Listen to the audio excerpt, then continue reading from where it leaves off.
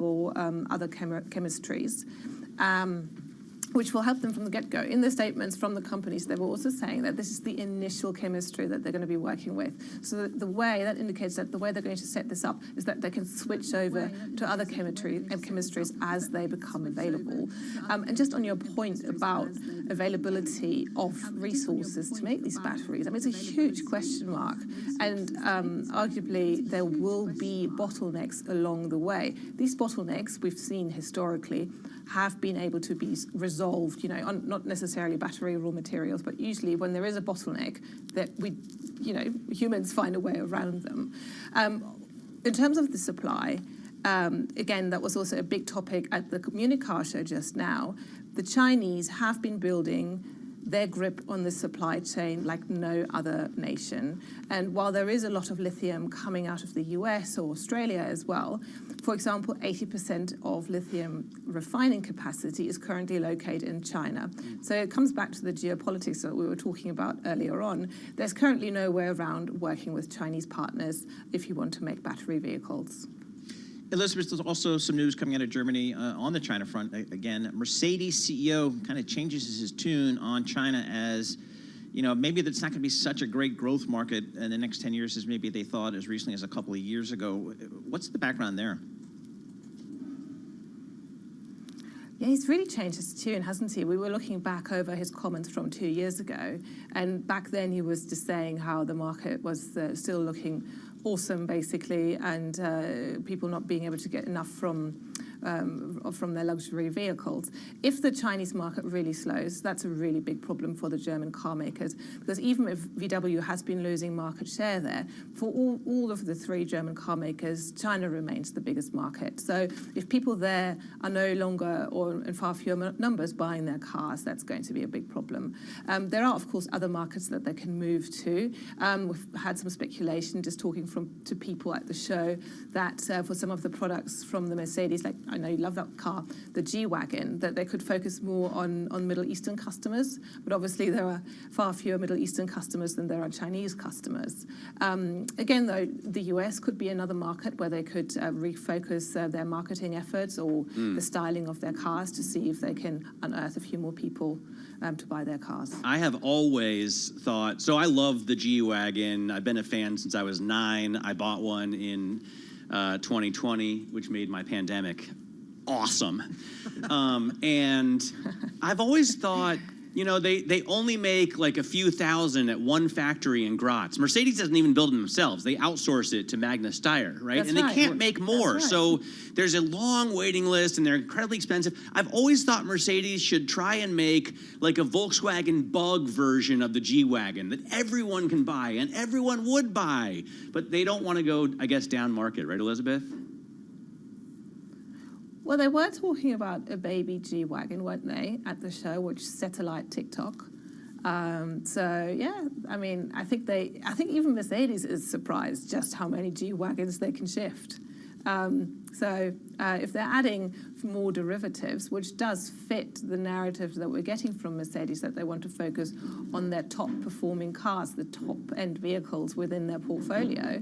Who knows where they could go to make the baby G-Wagon. I wonder what you think about the new BMW concept. I thought it was horribly ugly, and don't pull any punches. I'm a huge fan of the cars, the car maker's history, but I don't know what they're doing with their future vehicles. Like the XM confuses me completely. What do you think about BMW? Well, I think car styling is so subjective, and you can talk to no end about it. I think you really have to take off your sort of Western glasses, or even sometimes German glasses. in my case, what appeals to me doesn't appeal to Chinese customers, and that's where they want to sell these cars. Whether you like the styling or not, I don't think it really matters. They were going for a bit of a retro design, which sort of harks back to their heyday of making these really stylish cars. So whether that's a bad idea or not, I'm not really sure. I didn't think the car looked terrible. What concerned me a bit more was that this vehicle, alongside the Mercedes CLA prototype that they were showing, both of these cars are come on the new generation platform for the EVs. It's not going to be on sale until the first half of 2025 or thereabouts. That's a little bit coming out too late. Competition. All right, Elizabeth, thank you so much. Elizabeth Behrman, team leader, Bloomberg News. Right now, let's head down to Washington, D.C. Amy Marsh has got world and national news. All right, thank you, Paul. A federal judge's ruled Donald Trump is liable for defaming E. Jean Carroll while he was president, meaning a jury will only need to decide on monetary damages over his sexual abuse of the writer when the trial starts in January. The judge ruled that the jury does not need to decide liability because jurors in an earlier trial already found that Trump abused Carroll in a department store dressing room more than 2 decades ago. In his fourth secret visit to Ukraine since the Russian invasion began, Secretary of State Antony Blinken received a warm welcome from Ukraine's foreign minister. The secretary's presence asserts the United States' commitment to help the country push out Russian troops and rebuild. Every time I'm here, I'm struck by the extraordinary bravery and resilience of the Ukrainian people, the Ukrainian forces, Ukraine's leadership. Blinken is expected to announce more than $1 billion in new U.S. funding for Ukraine war efforts. He'll be meeting with Ukrainian President Zelensky while he's there. The nation's airlines are watching that surge in jet fuel prices. Southwest, United, and Alaska Air all say they expect to pay more. George Ferguson follows the airline industry for Bloomberg and was a guest this morning on Bloomberg Radio. And I think the big challenge for the airlines, I think, on this front is that fares have been very strong on the bounce back. We think it's still pandemic bounce back sort of driven. I think it gets harder to go back and get even higher fares as the price of labor has increased on them, and now the price of fuel. So I think it sets up a pretty rough backdrop for 4Q and 1Q at least. Bloomberg airline analyst George Ferguson. Jet fuel is one of the industry's highest expenses. Global news 24 hours a day, powered by more than 2,700 journalists and analysts in more than 120 countries. I'm Amy Morris, and this is Bloomberg.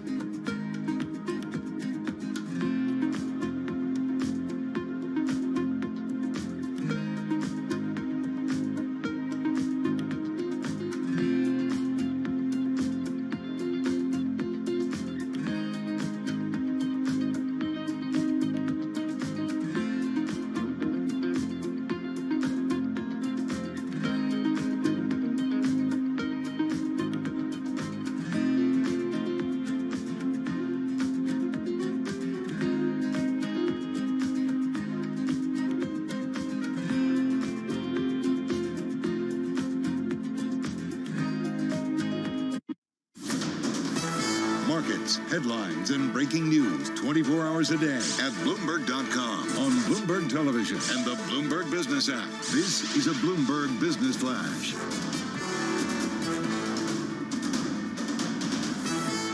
And I'm John Tucker in the Bloomberg Newsroom with this Bloomberg Business Flash. Risk-off day in markets after the latest data suggests the Fed's work is not done yet.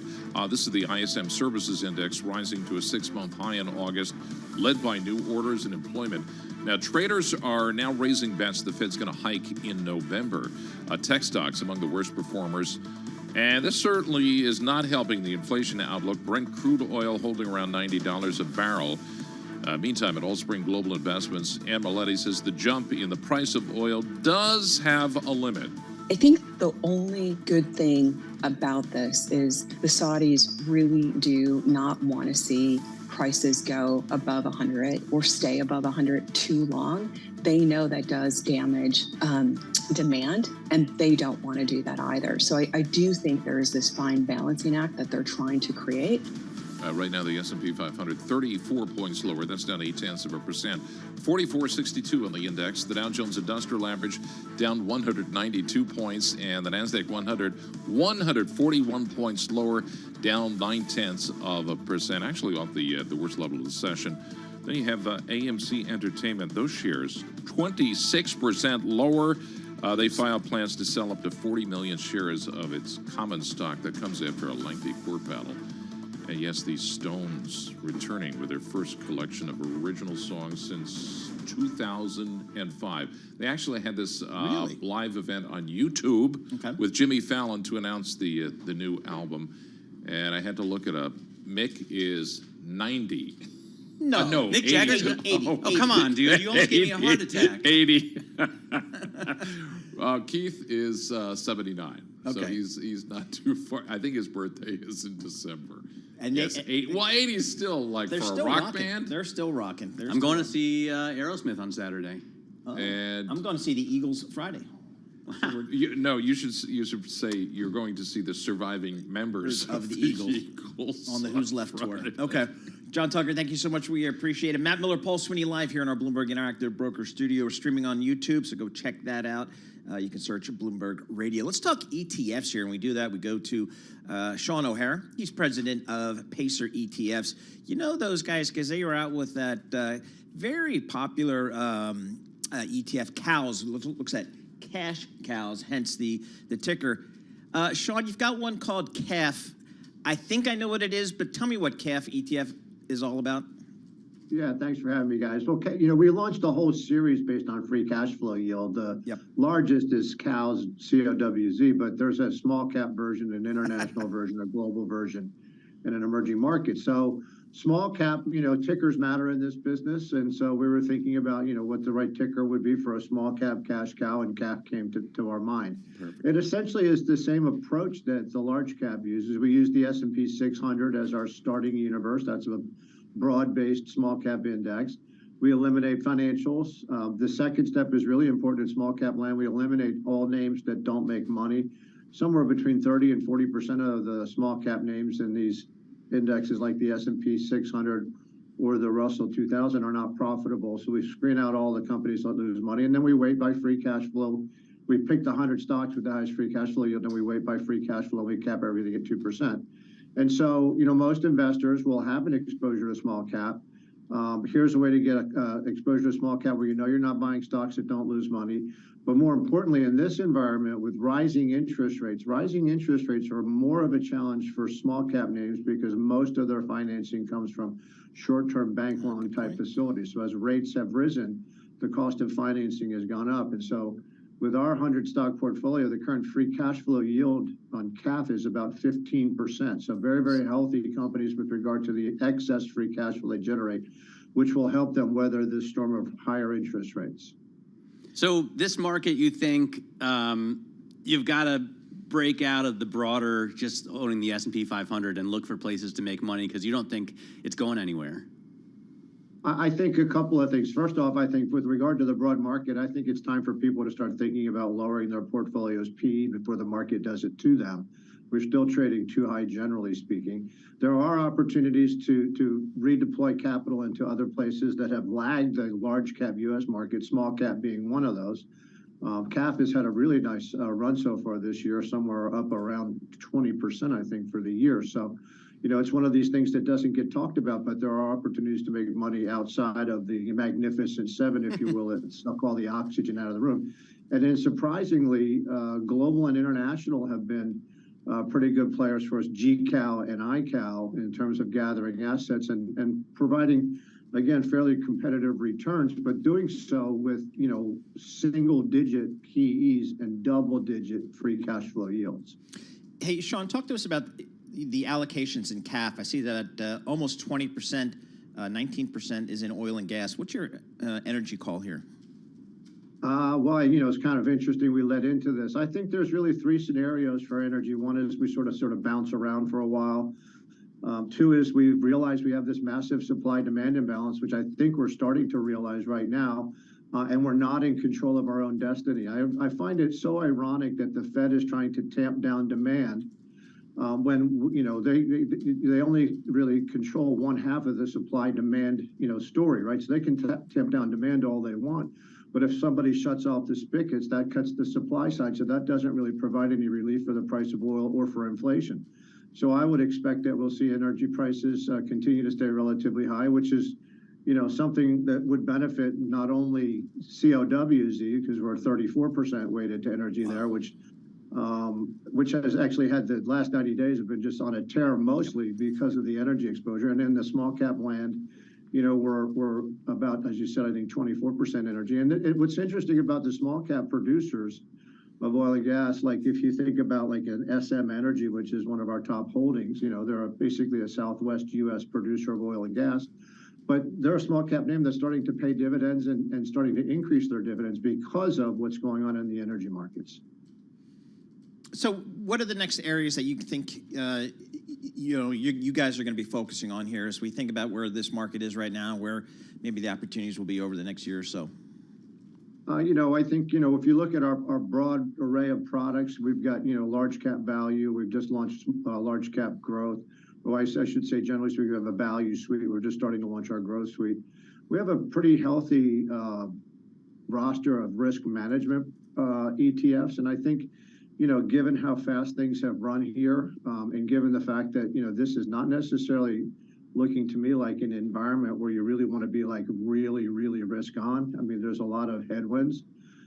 Starting to figure out ways that you can manage your risk to the downside, I think makes sense without giving up too much of your upside.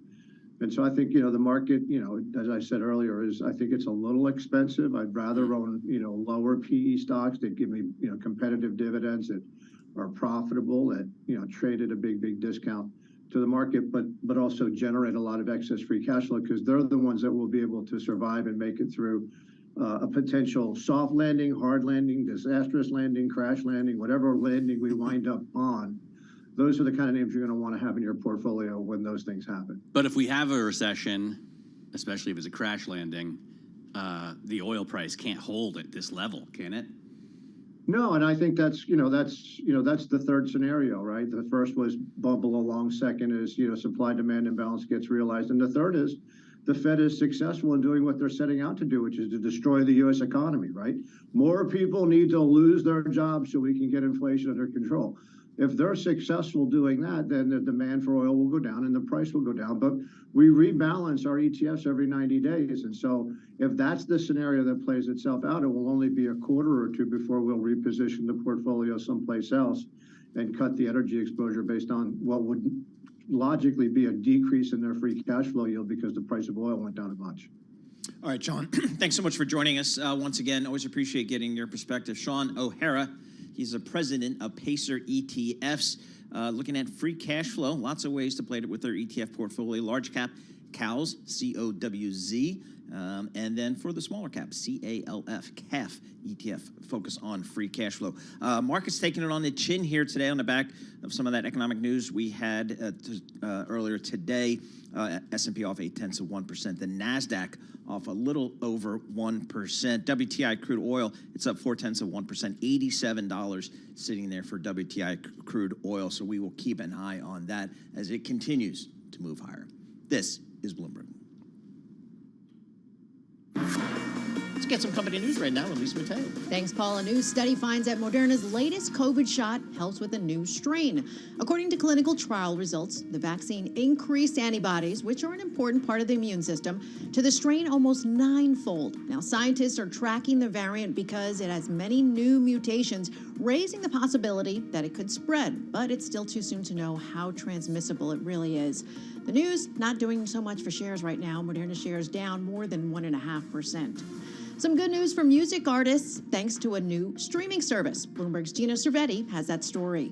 Universal Music and the French streaming service Deezer are launching a new streaming service they say is aimed at providing artists better returns on their work. A press release said the decision to offer the new option was driven by a recognition that the current music streaming model needs to be reimagined. The new service will launch first in France in the fourth quarter and then roll out to other markets later. All right, checking in with shares of Universal Music right now. They're up just a fraction, nearly 1%, and shares of Deezer right now up more than 4%. Inflation is starting to hit the luxury market in Europe. That's according to the chairman of Richemont, the Swiss owner of Cartier. Now, Johann Rupert, he told shareholders that, quote, "We've seen the squeeze," referring to how European households are spending a higher percentage of income on basic necessities than they had in the past decade. He said higher borrowing costs to fight higher prices, well, they aren't helping. He added that the good news for European markets was that Chinese shoppers had begun traveling again. Shares of Richemont right now, they're down about 5.5%. Those are the company stories we're following this hour. I'm Lisa Mateo, and this is Bloomberg.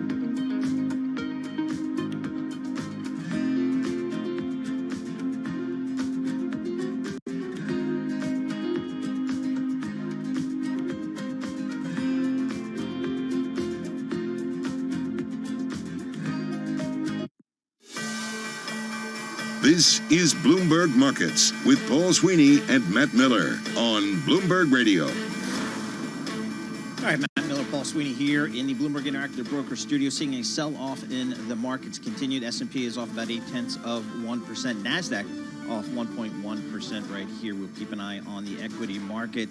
Looking at the yield space, yields are higher. The 2-year's up 6 basis points, 5.02% on year 2-year. How about that? The 10-year's up about 3 basis points, 4.29%. And crude oil, it is also higher again today after dipping a little bit in earlier trading. It's now up 0.6%, $87.20. Right now, let's head down to Washington, D.C. We'll get world and national news with Amy Morrison. Thank you, Paul. The clock is ticking on a $24 billion COVID-era lifeline. It's kept many U.S. child care centers open. Without that funding from the end of September, parents, especially women, could be pushed out of the workforce. The funding runs out at the end of this month. Those child care providers who survive the cuts will have to resort to decreased staffing, reduced hours, and higher tuition. Ohio Republican Senator J.D. Vance is making a push now to ban federal mask mandates. This is coming back unless we stop it from happening. That's why I introduced this legislation, and I'm going to force the Democrats to vote on it. If they say the mask mandates are not coming back, then come to the Senate floor, vote with us, and say no more mask mandates. Let's make it bipartisan. It would also prevent businesses from refusing service to people who choose not to wear a face covering. Health experts are warning about the triple threat of respiratory diseases picking up early this year as we head into colder months. Dr. Larissa Pisney is an infectious disease physician with UC Health in Colorado. What we saw in the southern hemisphere, so their winter is our summer, we saw that COVID peaked and then flu and RSV followed. So important to think about all of these now. High flu cases are predicted at the end of October into early November. Ukrainian officials say a Russian missile strike killed at least 16 people and wounded 31 others at an outdoor market in the eastern part of Ukraine. President Volodymyr Zelensky condemned the attack. It comes as Secretary of State Antony Blinken made a surprise visit to Ukraine, where he's expected to announce more than $1 billion in new American funding to help ensure Ukraine is equipped to defeat Russia and rebuild its own economy. We want to make sure that Ukraine has what it needs not only to succeed in the counteroffensive, but has what it needs for the long term. Blinken stopped in Kiev en route to the Group of 20 summit in India. Global news 24 hours a day, powered by more than 2,700 journalists and analysts in more than 120 countries. I'm Amy Morris, and this is Bloomberg. Matt and Paul. All right, Amy Morris, thank you so much. We appreciate that. Big M&A trade in the energy space today, Matt. Canadian pipeline operator Enbridge agreed to buy 3 utilities from Dominion Energy in a $9.4 billion deal to create North America's largest natural gas provider. The deal is a massive bet that gas will remain a transition fuel for the foreseeable future, even as much of the world tries to phase out fossil fuels to fight climate change. So big trade there. I mean, people see the natural gas solution as a bridge to newer fuels, you know, I guess solar and wind, but also clean, safe nuclear. Enbridge is going to buy East Ohio Gas Company. Oh, that's something near and dear. Questar Gas Company and Public Service Company of North Carolina.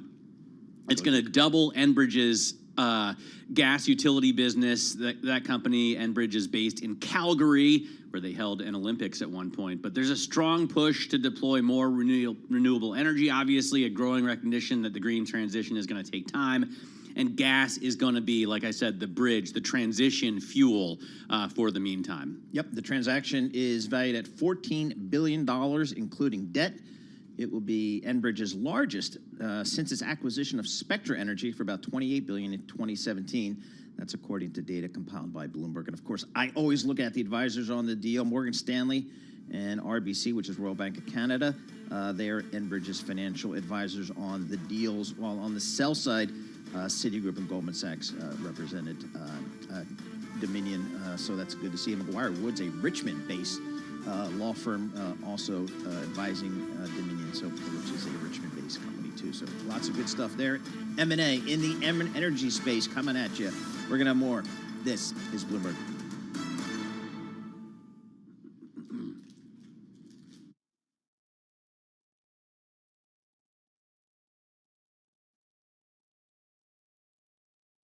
This is Bloomberg Markets with Paul Sweeney and Matt Miller. We got a lot of green on the screen here, but the volume is light. We constantly underestimate the strength of the U.S. consumer. This is a market that's much more optimistic or bullish than maybe the central bankers are. Breaking market news and insight from Bloomberg experts. There's still some concern out there in the market that there is room for things to deteriorate a little bit more than what they're indicating. As small and medium-sized businesses struggle, they don't present as much competition. The supply chain has still got dislocations globally and here in the U.S. This is Bloomberg Markets with Paul Sweeney and Matt Miller on Bloomberg Radio. All right, coming up in this hour, we're going to check in with Brian Egger, Bloomberg Intelligence. He covers all the casino stocks, cruise lines, all that kind of fun stuff. We want to get an update on what's happening in Vegas post-pandemic. Vegas, baby. Diana Scott, lead of U.S. Human Capital Center at the Conference Board, is going to join us to discuss its recent findings on hiring in corporate America. So lots coming up in this hour as well. But first, let's kick things off with Mr. Charlie Pellet. Hi, thank you very much, Paul Sweeney. And here's what's going on. The Dow, the S&P, NASDAQ, all in the red, with the S&P extending its drop below 4,500, right to the numbers with the S&P at 44.58. That is a drop right now of 37 points, down by about 0.8%. The Dow down 217 now. That is a decline of 0.6%. NASDAQ, the composite index, down 157, down 1.1%. The NASDAQ 100 index, full of big tech names, down 155 points, down now by 1%. NVIDIA shares tumbling 3.5%. Tesla down now by just about 3%. We've got the 10-year yielding 4.29%, with the 2-year 5.02%. Stocks fell. Treasury yields rose after a stronger than estimated reading on the services industry bolstered speculation that the Fed will keep rates higher for longer. Right now, spot gold down $9 the ounce to $19.17. Drop there of 0.5%. West Texas intermediate crude up 0.6%. $87.21 a barrel. Brent, the global benchmark, back above $90 a barrel. $90.35 right now, up by 0.3%. So far this year, the S&P 500 index is up just over 16%. So with returns like that, why wouldn't investors head to the Hamptons or the Jersey Shore? David Sowerby is portfolio manager at Ancora Advisors, and right here on Bloomberg Markets, he told us if you scratch beneath the surface, you will see returns that are not what they seem. When you think of half the stocks are up less than 4% year to date, where the index we know is driven by what Bloomberg has aptly called the Magnificent Seven, that's accounted for 90% of the index returns. We need more breadth so that more stocks are rowing the boat. That is getting some traction, but not enough. And you can hear more of that conversation with David Sowerby on the Tape podcast. You can download it wherever you get your podcasts. Overstock shares moving lower after providing a business performance update for both the quarter-to-date period and the period since October 1st, when Overstock launched BedBathAndBeyond.com in the U.S., merging the two companies into a single online shopping destination. I'm Charlie Pellet, and that is a Bloomberg Business Flash. All right, Charlie Pellet, thank you so much. We appreciate that. Matt Miller, Paul Sweeney live here in the Bloomberg Interactive Broker Studio. We're also streaming live on YouTube, so you can head over to youtube.com and search Bloomberg Radio, and that'll get you where you need to go. Looking at these markets, Charlie was just reporting selling off here. We got lots of red on the screen here. Some economic data suggesting that maybe this Fed doesn't need to do anything with rates, certainly not cut them in the near term, so having a little bit of impact. Speakers suggesting that maybe this Fed doesn't have to do anything. Exactly. So, but I'm sticking with my call here, which nobody cares about. But wait, what your call is? We get a soft landing, good. And we get rate cuts. That's right. You're not buying it. All right, let's check in with Alexandra Semenova. She covers the equity markets for Bloomberg News. She joins us live here in our Bloomberg Interactive Broker Studio. Alex, what are you looking at? Well, guys, speaking of calls and uncertainty, there's obviously a big disconnect on Wall Street about what the stock market will look like for the rest of the year. And some of the biggest disagreements are actually happening under the same roof. So a trend that I have been noticing is the sell-side strategists at Wall Street banks are far more pessimistic about the stock market than portfolio managers on the buy side. If you take Mike Wilson, for example, over at Morgan Stanley, he has a price target of 3,900 on the S&P 500. He's obviously very concerned about the outlook for the rest of the year, says that this rally has gone too far. But then Andrew Sliman, who works over at Morgan Stanley Investment Management, he tells me that the S&P 500 could reach a record high by the end of the year. And I'm noticing this trend among a lot of sell-side strategists versus the buy-side parts of the businesses at banks. And this is because they are looking ahead to earnings growth in 2024. They are seeing revisions go up every single day. They are feeling the pain of a market that has moved higher versus sell-side strategists who, as Sliman described to me, don't have to step on the scale every day. So there's a lot more pressure on portfolio managers, who are missing out on this rally, and they feel the pain of being underweight equities and have to, they see investors piling into cash versus sell-side strategists who kind of have a little bit of more arbitrary timeline on when they look at things. I think there are a lot more disagreements. I was hearing on surveillance and the bond market the same thing this morning, but Wilson is a bear. That's his deal. Right. He has to follow that narrative now because he's worked himself in. Everyone knows him he's made his name as a bear. Exactly. Right? Sliman, meanwhile, he has to pump stocks. That's his role at Morgan Stanley, right? His job is to cheerlead this market. So they're both playing the roles that they have to. Exactly. But it's tough that a place like Morgan Stanley has a big retail presence, and a lot of investors. You kind of like you have your strategist be bullish, so. You have to have your strategist. Oh, you mean Wilson? On the sell side, yeah. Right, true. Yeah, so it's because, again, it's Salomon Brothers when I was there back in the day. We did not have a big retail presence, so therefore we could have a guy who was negative because we didn't have a bunch of brokers that needed to pump stocks. And you had a famously negative, Henry Kaufman was there, and he was famously bearish, Dr. Doom, right? Dr. Doom. So it'll be interesting to see what happens. Again, these markets are moving higher, but if you're on the buy side, you're at a point here, we kind of come back from summer.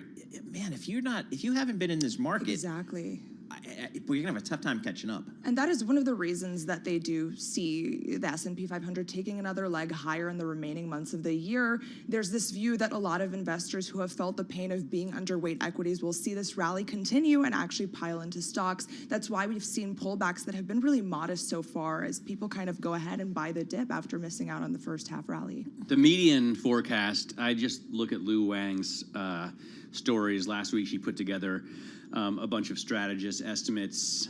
So the median of 23 bank strategists is for 4,300. We're still 200 points above that. Yeah, exactly. Yeah. And that is after a flurry of recent upgrades that we've gotten this summer. In July, at some point, the gap between the S&P's performance and that average price target actually was the widest since September 2020. Yeah, it was like we were trading at 4,600 exactly. and strategists like were predicting 4,000 for year end. Exactly. Yeah, so that's a good point. It's been picked up a lot. How about in the weed business? Canopy Growth. I see that's up 9%. What's happening Yeah, there? that's a fun one. So this is a company, of course, that produces, distributes, and sells medical and recreational cannabis. Shares are up today amid optimism that the U.S. Drug Enforcement Administration is going to potentially loosen restrictions on marijuana. This is also helping lift shares of other pot stocks. Curaleaf, Cresco Labs, and Tilray are all in the green. No pun intended. Yeah, no, this is the beginning of the beginning, I think. Because right now, weed is classed as a Schedule I drug. That's the tightest restriction the DEA could put on it. Like heroin and fentanyl, those are Schedule I drugs. Is weed really a Schedule I drug? Clearly it's not, right? So when they change that, then it becomes easier. It provides cover, I think, for Congress to push through the Safe Banking Act. And especially because it's varied state by state, the regulations have been so different wherever you go.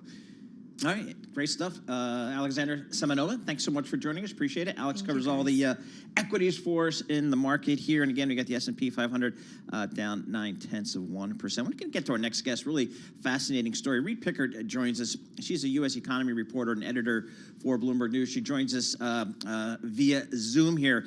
And I'm looking at a story here. The threat of 70,000 daycare closures imperils U.S. workforce gains. More than 3 million children may lose their spots after federal child care funding expires on September 30th. Reed, the numbers are kind of scary here. What is your report? Dude, just the phrase daycare closure sends shivers down my spine. That is not good. So what's your reporting show?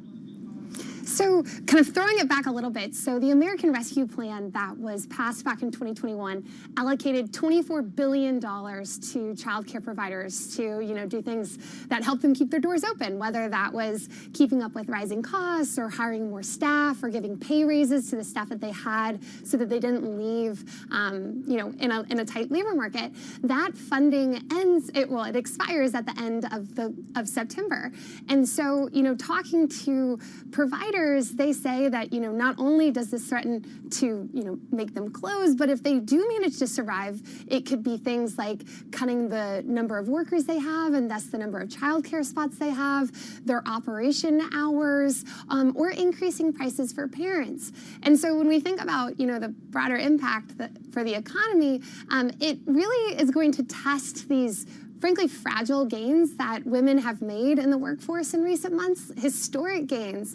We saw the participation rate for women that are 25 to 54 hit a record high this summer, and that's worth celebrating. But whenever you hear kind of daycare closures, especially at the numbers of more than 70,000, it does add concern that these gains that we've seen for women are at risk of stalling or even reversing. Is there any push, Reed, to change the traditional American system where, we're all okay with the government paying for daycare for kids between the ages of 6 and 18, but for some reason we balk at daycare for children in the first 5 years of their lives?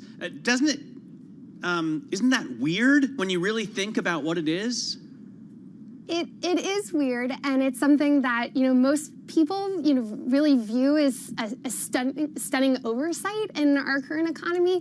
When we think about how bipartisan this issue is, more than 9 out of 10 voters view the importance of having accessible and affordable childcare as very important. And so the fact that there hasn't been a bigger initiative and a bigger push to solve this problem, frankly, has everyone a bit confused. But I will say, the thing about the childcare industry more generally is all of these things are Band-Aid fixes. And, when you do need these kind of overhauls of the system, that is much harder to get through Congress and to, see real change on. And we're currently at a moment where, providers they can't pay their workers any less. They can't charge parents really anymore without parents struggling, and parents are already struggling to pay these bills. So the whole system itself is really broken. It's broken. I was living in Germany in the past 6 years, and there they pay for childcare from essentially your first birthday, or the kid's first birthday, right? And we had enrolled my daughter Edna into a Kita, is what they call it, which is like a kindergarten that had bio-organic food and clown visits and field trips to farms, all of that free, right? Yep. Now we move back to America, and we're paying $25,000 a year to keep our kid in the basement of a Korean church for 3 or 4 hours a day. It's insane. Jesus. I'm glad I'm past those years. Reed, what do we hear out of Washington in terms of a response to this, September 30th deadline here? So in terms of thinking about, a broad-based change of something that will happen prior to this cliff that could prevent it, not a lot. You have seen representatives form a bipartisan child care caucus to, really focus on the lingering and kind of huge affordability challenge that is childcare in this country. But September 30th is very close, and it doesn't look like there's much happening on the Hill between now and then that could prevent that from happening. Yeah, so we could see another shutdown. Is there anything in the shutdown legislation? The that could help? CR? There's nothing in the CR, I'm guessing, right, Reed? And is there anything in the broader budget? So in the appropriations bills, there is some language around increased funding for the child care block grants, which would be helpful and would be an increase from the prior year. But the scale of funding that we saw from the American Rescue Plan, these slight increases in funding, even if you get them passed, is not enough to prevent this wave of closures that folks are expecting. And it could stem some of the fallout, but not enough to truly stop the big divergence that you're going to see in terms of what child care providers have had. I saw an interesting opinion piece yesterday by Sarah Green Carmichael. Not sure if you saw this, but she points out that even though men have been doing a little bit more of the share of housework, women have still been increasing what they do at home as well. And Sarah Green Carmichael was saying, yesterday, September 5th, marks the last day that women should do any of the work at home. They've already done as much in the year through September 5th as men will do all year long. Oh boy, that could be a problem.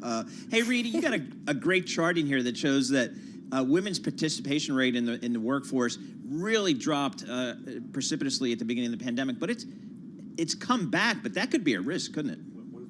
It is, and one thing that when you look at women ages 25 to 54 who are most likely to have kids at home, you saw this huge drop compared to men at the start of the pandemic as women scrambled to try to figure out what to do with schools closed and daycares closed. But the invention of remote work, I guess not invention, but the adoption of remote work in recent years has actually made it a lot easier for a lot of women to be working. So you've seen this pickup in participation to record levels among this group because you can be more flexible. You can go pick up your child from childcare or drop them off at school and kind of balance motherhood and childcare a little bit better than you could when you were going into the office 5 days a week. Although it sounds like more of a curse, Reed, right? Because my wife works at home and I work here. And the result of that is that when there's a daycare closure, guess who gets to take care of the baby in between conference calls? It's not me.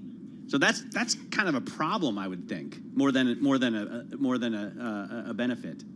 It's helpful for some mothers, but I agree it does end up leaving a lot on the parent who is at home and is working remotely that day. But one thing I would say in terms of even if women stay in the workforce and they don't drop out, there are other ways that this could show up. Whether that's women cutting back on their hours, becoming less productive, or having to shift from high-paying, intense jobs to ones that are more flexible, which tend to come with less pay, and it shows that our workers aren't working to their full economic potential if you do have to make those shifts as well. So, even if you don't see participation in of itself reverse some of the increases that we've seen, this is going to trickle through the economy in a variety of ways. All right, Reed, this is great reporting, great story. I highly recommend it on the terminal and on Bloomberg.com. Reed Pickert and Kelsey Butler kind of wrote the story about daycare. It's just a crucial issue for so many Americans, and you would think that it would have the political will here to address it. Reed Pickert, U.S. economy reporter and editor for Bloomberg News, and a proud graduate of the University of Virginia. We're going to have more coming up. This is Bloomberg. Let's get some company news right now with Lisa Mateo. Hey there, Paul. WeWork says it's going to renegotiate nearly all its leases and get out of unfit locations. More from Bloomberg's Shonali Bosick. This was a CEO letter posted on their website that starts actually talking about the hyper growth, the unsustainable growth that they had initially, and then it blames the pandemic. It says they navigated a pandemic and had gone through some of their transformation at that point. Now, remember, we knew that they are trying to operate now to avoid any potential future Chapter 11. Now, WeWork says they have been able to get a handle on over 2/3 of operating expenses in the second quarter, but it's just still too high. Shares of WeWork right now, they're down more than 3.5%. Amazon could be getting hit with a lawsuit before the end of September. More from Bloomberg's Steve Podisk. The Federal Trade Commission is ready to sue Amazon this month, capping a 4-year antitrust investigation into the company. Sources tell Bloomberg the case is expected to target the online retail giant's popular marketplace. Third-party merchants have complained Amazon unfairly ties access to the marketplace with its delivery service. Now, shares of Amazon right now down more than 1%. And Alphabet has tentatively settled claims that Google Play abuses its control over Android mobile applications. Now, details of that settlement, including how much Google will pay, they were not disclosed. Complaints were filed by users and attorneys generals of about 3 dozen states. A hearing on the status of the settlement set for October 12th. Shares of Alphabet right now down more than 1%. Those are the company stories we're following this hour. I'm Lisa Mateo, and this is Bloomberg.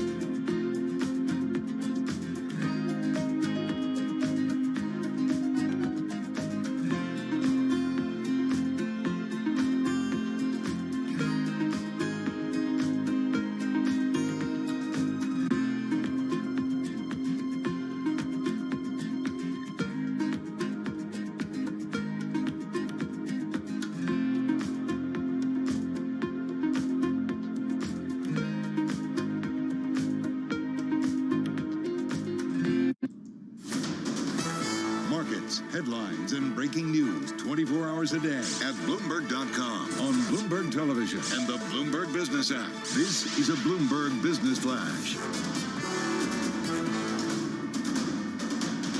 It's 12:21 on Wall Street. We do check markets all day long here at Bloomberg. The Dow, the S&P, NASDAQ very much in the red. Stocks are retreating. Treasury yields climbing after a stronger than estimated reading on the services industry this morning bolstered speculation the Fed is going to keep rates higher for longer. S&P now down by 41 points, a drop there of 0.9%, falling further below 4,500 on the S&P. We've got the Dow down 237 points now, down by about 0.7%. NASDAQ, the composite index, down 178. That is a drop of 1.3%. 10-year yield, 4.29%, with a 2-year, 5.02%. Spot gold now down $8 the ounce to $19.17, drop there of 0.5%. And West Texas Intermediate crude up 0.5%, $87.14 for a barrel of WTI. WeWork shares down 4.2%. WeWork CEO David Tolley says the workplace sharing company is renegotiating nearly all of its leases with landlords and plans to exit unfit and underperforming locations. Again, WeWork down now by 4.2%. Recapping, stocks are lower. S&P down 41, a drop of 0.9%. I'm Charlie Pellet. That is a Bloomberg Business Flash. All right, Charlie Pellet, thank you so much. We appreciate it. Matt Miller, Paul Sweeney, live here in our Bloomberg Interactive Broker studio. We're on YouTube as well, so check that out. Matt, you might not know this, but I am Mr. Vegas. And when I go to Vegas, it's the Bellagio, baby. When I walk in, they come up to me, Mr. Sweeney, how are you doing, sir? We got the high roller suite ready for you. But all is what, well. do you gamble or? Of course, I'm a player. Craps. Craps is my game. Yeah? But the only person in Bloomberg who's a bigger Vegas person than me is Brian Egger. And that's because we pay him to be. Yeah, that's his job. Casino guy. He covers all the casino companies. He joins us here in our Bloomberg Interactive Brokers studio. Hey, Brian, I saw some news recently about my beloved Bellagio. What happened there, and what kind of valuation did that imply for our friends in Vegas? So Realty Income, which is a REIT, bought a chunk of about 22% of a real estate ownership of the Bellagio, really from a joint venture which includes Blackstone. So basically Blackstone owned a chunk of it. This is a sale-leaseback deal about 4 years ago where MGM still operates the Bellagio. The Blackstone JV had basically been kind of the landlord, sale-leaseback deal. And so Realty basically got a piece of this. The point of our report was the implied valuation of what the Bellagio, just the real estate of what that's worth. In the deal a couple years ago, it was like about $4.3 billion. Now the implied value is about $5.1 billion. So, in real terms, inflation adjusted, it's held pretty stable throughout and after the pandemic. Yeah. Is just to step back and look at Vegas and the Strip, I would assume that in boom times they do well, in bust times it's a problem, or that's how it used to be when we had a middle class. But now, since you have just ultra-rich people and the rest of us, does Vegas do well all the time since the rich just stay rich through recessions? It's definitely some vulnerability to the economy, but the key thing is that conventions are a much bigger part of the pie. So so it's not really about going and wasting money at the craps table. It is partly about doing just what you said, but it's also about conventions now accounting for about 20% of room nights at peak. Those came back in a big way year to date, and they're up a lot. So you've got the leisure customer, you've also got the convention business traveler customer, which is doing quite well. It's up 25% year over year in terms of convention attendance. And the other gaming revenues are up too versus pre-pandemic. What are the biggest conventions? What's the car show there called? No, the Consumer Electronics Show is the exactly big one. CES. Yeah, that's is that the biggest convention in Vegas? I think so, right? Yeah, I believe it is. It's a big one. And I'll mention too, going to the fourth quarter, we have a couple unique events. We got the Formula One Grand Prix, so that's in November. True. And that's a major draw for Vegas. Remote broadcast, I think, I'm smelling. I'm pretty sure Surveillance has already gotten approval for that. Have they? So Tom, John, and Lisa are going and then to. the Sphere, Las Vegas, the big entertainment venue, that's opening up late September with concerts by U2. So that's going to be another. And that's the Dolan's thing, right, from the Cablevision. Yeah. Yeah, Okay. it's a big right next to the Venetian. So That's gonna be huge. That's a big thing too. So you've got a couple unique traffic drivers in the fourth quarter. The big offset there, what happens on the cost side with margins and labor. But in terms of major attractions and event flow, very strong fourth quarter. Where are we in just terms of room occupancy these days relative to pre-pandemic? Yeah, occupancy is back pretty much to full pre-pandemic levels. What had been a laggard was, the midweek was a little softer before the convention business picked up, but that's up as well. So certainly room rates, RevPAR, as the mix of customers RevPAR. You have shifts to to define convention. RevPAR for our friend Matt. Revenue per available room. There you go. So that's Revenue per basically available taking like the room rates times the occupancy. Do you get comped the high roller suite? Here's the reality is, I used to hold a conference for investors there during a big entertainment industry conference. I'd get a room at the Bellagio, a conference room, which they charge an arm and a leg for, catered, all that kind of stuff for like 3 days. So that's huge. And the bank pays for that, and then you get comped your suite, right? Then huge revenue for that with no risk attached to it, by the way.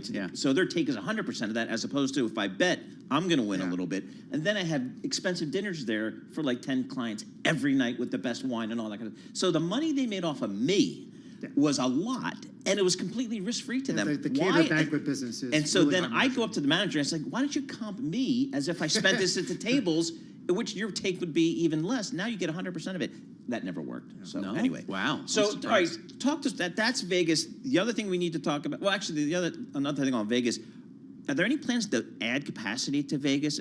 Do we dare think about growth in terms of capacity for Vegas, or are they still like, well, let's just wait and see how this thing plays out? There's some projects planned longer term. Remember that the most recent opening have been Resorts World on Genting, and that opened up 2 years ago, and that's been relatively successful. So, there are plans out there for some future projects. Nothing, however, of the scale back in the late 90s, early 2000s, when the Luxor and Bellagio opened up. So there's room for, the growth pace is much more measured when new properties open up. Before we get away from Vegas, do you think Godfather 2 was better than Godfather 1? Is that your favorite Godfather of the three?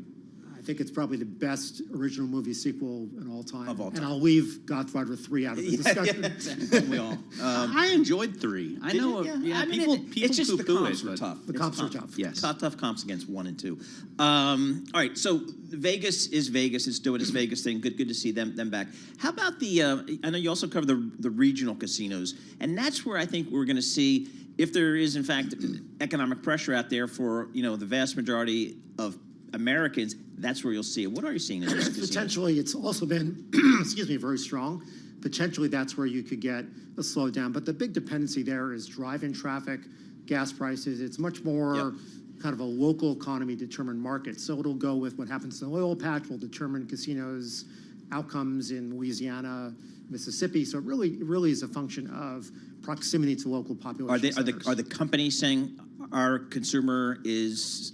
We're not getting the same revenue from our consumers? The consumer on the top line is held up. Where you see notes of caution are the margin comparisons are getting more difficult because now we're reinstating full labor and service levels that hadn't existed since before the pandemic. Okay. And now as you reinstate full service, still much more efficiency and higher margins than before the pandemic, but maybe not as good as a year ago. How about sports betting? The whole... I mean, it's just crazy. How has it impacted kind of your business? Now I can pull out my phone, and as a Jersey guy, I can bet on anything, anywhere, anytime. How does that impact? Well, in any market where you have both mobile sports betting and brick and mortar, mobile significantly outperforms and is the big chunk of it. I mean, New Jersey, it's 85, 90% is the mobile part of it. As in terms of a brick and mortar impact, Vegas sports books are actually up slightly since before all these sports books developed. The real significant factor is what happens with mobile, and that's attracted a whole new audience of users. I don't think it's really cannibalized or taken away from brick and mortar casinos, but it certainly has added to I love a good sports whole new book. revenue stream. Yeah, Caesars has got an awesome sports book. Out there in Vegas. I'll spend a whole day out there watching sweet, NCAA basketball. I mean, that's a heck of a weekend. That's one of their big. That's when we did our conference at Credit Suisse. It sounds like fun, but then aren't you like super depressed when you lose a ton of money? I don't lose a ton of money because I don't bet a ton of money. I see. Yeah. Bet with your head. All right, let's talk about that's Vegas. That's the U.S. Let's go over to Asia. What's happening on Macau? Macau and the Cotai Strip and all that. So Asia, I mean, I think it's fair to say that the whole VIP junket business is now on a different level. It's been really, since junket credit effectively was banned by local authorities a few years ago, you have very little of the so-called junket intermediated credit-driven These VIP are people in business. mainland China that would, round up a bunch of people, extend them credit, and bring them over to And Macau. so now the reason we're so far below pre-pandemic levels is twofold. It's the travel restrictions, which recently been lifted, and it's the block against having junket credit extension. The mass part of the business is getting better because local travel restrictions have been eased. So as you see fewer travel restrictions, as we've seen elsewhere in the world, travel returns in the mass gaming business in Macau has certainly gotten a lot better. The VIP business, I think, is sort of permanently on a lower tier because of what's happened with restrictions on junket credit. Junket credit. So borrow to bet.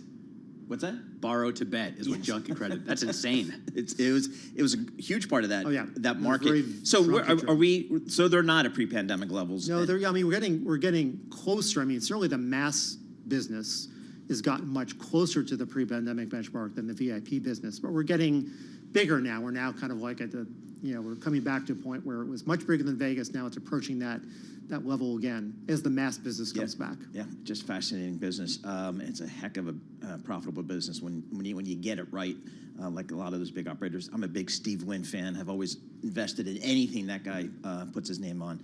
Brian Egger, senior gaming and lodging analyst for Bloomberg Intelligence, joining us live here in our Bloomberg Interactive Broker Studio. Markets right here. S&P off a solid 1 percentage point here. NASDAQ off 1.44%. Keeping an eye on that. Right now, let's head down to Washington, D.C. Nancy Lyons got world and national news for us. Thanks, Paul. A televised hearing is taking place this afternoon in Fulton County, Georgia, concerning the election interference case. Judge Scott McAfee says the hearing allows several defendants to state their reasons for wanting to sever from the main case. McAfee also plans to ask prosecutors for a good faith estimate on the timeline needed to present their case against 19 defendants, including former President Trump.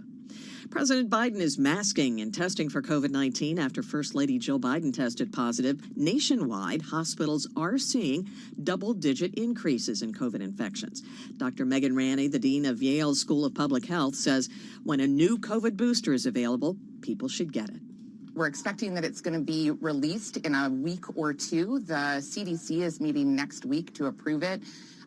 The data to date suggests that it is going to be quite effective against these new variants that are getting so many of us sick right now. Ranney says it is still possible Biden will come down with COVID in the next few days. The president is planning to travel to India this week to attend the G20 summit. President Biden will be celebrating a labor deal for West Coast port workers during a White House event today. He'll welcome the leaders of 2 unions to congratulate them on their new 6-year contract. Wendy Schiller of Brown University says it will give the president another chance to pitch his economic policies to an increasingly skeptical public. If Biden cannot win back a portion of his own party with enthusiasm, he risks having them slip away and not being able to win them back a year from now. Just counting on Trump being the opponent, I think it's becoming clear to the Biden administration, maybe not a winning strategy right now. Wendy Schiller of Brown University spoke on Bloomberg Daybreak. Today's event comes as auto workers mull over a possible strike against the big 3 automakers. Global news 24 hours a day, powered by more than 2,700 journalists and analysts in over 120 countries. I'm Nancy Lyons. This is Bloomberg.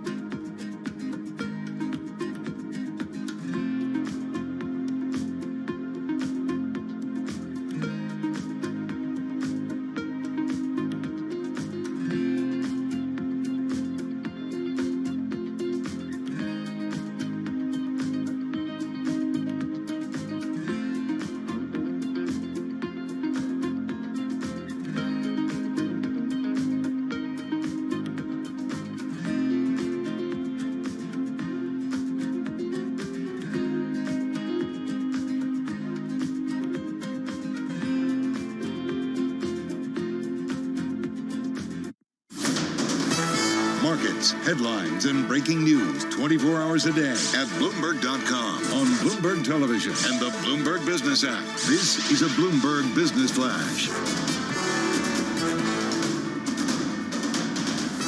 It's 12:40 on Wall Street. We do check markets all day long here at Bloomberg, and we begin with a headline from the Bloomberg Professional Service. The Federal Reserve's Philip Jefferson has been confirmed by the Senate to be vice chair.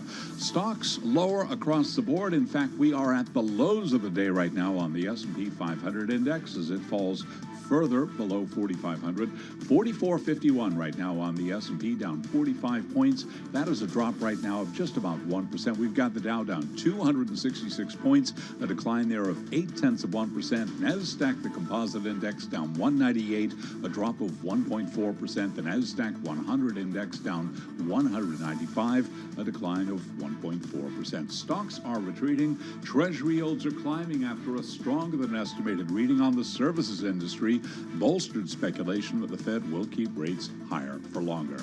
10-year yield, 4.28%, with a 2-year, 5.02%. Gold down $7.50 the ounce to $19.18, drop there just about 0.4%. And we have got West Texas Intermediate crude up 1%, 87.54. Brent, the global benchmark, holding above $90 a barrel today, 90.68, up by about 0.7%. Central bankers in Europe certainly keeping an eye on rising energy prices, with Brent crude remaining right around the $90 level. Vanya Stavrakeva is a professor of economics at the London Business School, and she was a guest this morning on Bloomberg Markets talking about the outlook for energy. We saw that gas prices are starting to increase again, so let's see what happens with the winter. If we have a mild winter, it might not be as bad. If global demand slows down, this might offset efforts by oil-producing economies to decrease the supply, which of course OPEC has been trying to do that. So it is a function of both supply and demand. So it is a function also for the oil and gas producers do, in addition to what happens to demand. And you can hear more of that conversation on the Tape podcast. You can download it wherever you get your podcasts. Energy stocks mixed. ExxonMobil up by 0.1%. BP up 0.6%. Chevron down 0.2. EOG Resources down 0.7. And Pioneer Natural down by 1%. I'm Charlie Pellet. That is a Bloomberg Business Flash. All right, Charlie Pellet, thank you so much. We appreciate that. Matt Miller and Paul Sweeney live here in our Bloomberg Interactive Broker Studio. We are streaming live as well on YouTube, so head over to youtube.com and search Bloomberg Radio. I tell you, one of the most amazing aspects of this economy as we've managed our way into and then out of the pandemic has just been the resilience of the U.S. labor market, just, with a darn near record low unemployment, at or close to full employment. It's just been amazing here. And the question is, what do we do going forward here after the Federal Reserve is really working hard to slow down this economy? Diana Scott joins us. She is the center leader of U.S. Human Capital Center at the Conference Board. Diana, thanks so much for joining us here. I know you and your organization, you do a lot of work with folks in human resources at various levels of the economy. What are they telling you about the current labor market and maybe their outlook for the next 6 to 12 months? Well, I think what we've seen recently with our Q3 CHRO Confidence Index, which really asks human resource leaders their forward-looking approach to hiring, retention, and engagement, we're seeing a little bit of a pullback and slowdown in how they're approaching things and how they're thinking about things in the future. For example, 38% are saying that they're expecting hiring to increase over the next 6 months. And that is down from 51% in Q2. So definitely a pullback there. A pullback, but still pretty strong. You know, you've had a long career in human resources. I just wonder, how about this theory that, companies have been hoarding their workers, that in fact, they just don't want to have to go through the process of trying to rehire somebody that they recently let go. Is that really a part of the labor economy right now? I think there's a bit of that. I mean, if we look at what CHROs are saying about their expectations around retaining their employees, I think right now they're saying they expect to retain about 47% going forward. But they are seeing and are concerned about losing talent. I mean, it's been a very hot job market. And even though we see it slowing down, and economic indicators, certainly are doing their job. If you look at that, I think they're concerned about retaining talent, and so they're putting a great push and focus on how to make sure that they are focused on, wages, making sure that the compensation is there, that people see opportunities for themselves, and we're also seeing that employees really care about things like career progression. They care about making sure that they're connecting with the people in their organization. So a focus on training and development and things like that is definitely helping organizations to retain their clients. I don't know that it's exactly hoarding, but I think it's smart for CHROs and managers to do that. So Diana, one of the leading questions coming out of the pandemic, and it kind of centers right on your area of expertise, is how do we get people back to the office? Number one, do we want to get them back to the office? How do we want to get them back to the office? How many days? All that kind of stuff. Boy, there doesn't appear to be any consensus out there. No, and we recently finished another study. We've done several through the course of, from the beginning of the pandemic, and we call it our Reimagined Workplace 2023. And what we're seeing is, despite employees saying, I don't want to come back to the office, CEOs and managers are saying, we want you back in the office, but 56% of employees are still working in a hybrid or fully remote capacity. So I think hybrid is here to stay. Is here to stay. I mean, it's just amazing. You think about how that has all changed. Because we had some reporting at Bloomberg News over the last day or two showing that the back to work is lower in the U.S. than it is in Europe and Asia. I wonder why that is. Do you have any thoughts there? I think that we certainly embraced flexibility. I think the pandemic gave workers a sense of freedom. I think in the U.S., we had the technology in place to allow people to work from home.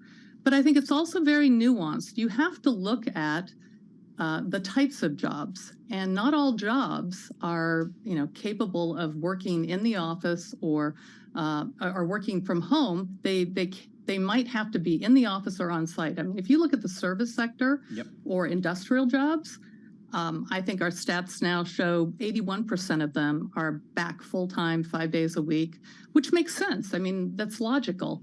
It's really the professional workers, the office workers, where you're seeing that tug of war.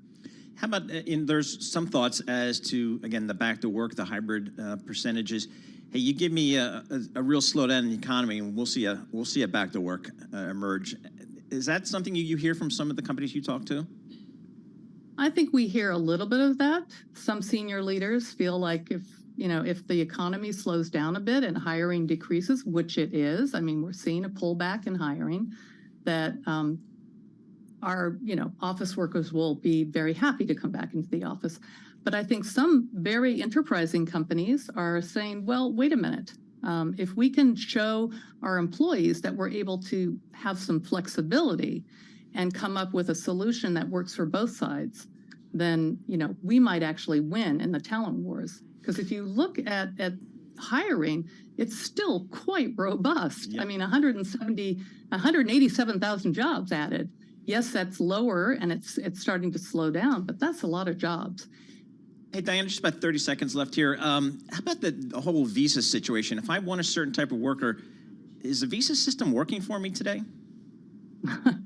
That is definitely not my area of expertise, but I do think that we need to address immigration reform so we can figure out how to get the workers that we need, whether they're from outside the country or in the country, into the workplace. All right, Diana, thanks so much for joining us. Diana Scott, she is the center leader of U.S. Human Capital Center for the Conference Board, just kind of getting some more nuanced discussion around the U.S. labor market. Continues to be very robust, although as Diana's data suggests, slowing a little bit in terms of the growth there in the labor market. So again, we will continue to pay attention to that because we know that the U.S. Federal Reserve is paying attention to the labor rate. Probably the Fed would like to see the unemployment rate a little bit higher, see the evidence of maybe the economy cooling off a little bit. S&P 500 off 1.1%, NASDAQ off 1.5%. We'll have more coming up. This is Bloomberg. Let's go to Lisa Mateo for some company news. You got it. Inflation is starting to hit the luxury demand in Europe. Now, that's according to the chairman of Richemont, the Swiss owner of Cartier. Now, Juan Rupert, he told shareholders that European households are spending a higher percentage of income on basic necessities than they had in the past decade. He said that the good news for European markets was that the Chinese shoppers had begun traveling again. A new study finds Moderna's latest COVID shot helps with a new strain. According to clinical trial results, the vaccine increased antibodies, which are an important part of the immune system, to the strain almost ninefold. Now, scientists are tracking the strain because it has many new mutations, raising the possibility that it could spread. A gauge of mortgage applications fell to the lowest level in 28 years. The Mortgage Bankers Association Index, it decreased 2.1%. Now, this is a contract rate on a 30-year fixed home loan, fell to 7.21% from 7.31% the week earlier, but it still remains near its highest level in decades. And Kia is recalling nearly 150,000 2022 and 2023 Sorrentos, Sorrento hybrids, and also the Sorrento plug-in hybrids. Issues with the rear-view cameras are causing those images to not display property. And after a 4-year antitrust investigation, Amazon.com will likely face a lawsuit from the Federal Trade Commission later this month. Sources tell Bloomberg that the suit is expected to target the e-commerce giant's popular marketplace, and that's where third-party merchants pay a commission on each sale. Now, merchants say that Amazon unfairly ties access to its marketplace with its delivery service. So the stories we're talking about this hour, I'm Lisa Mateo, and this is Bloomberg.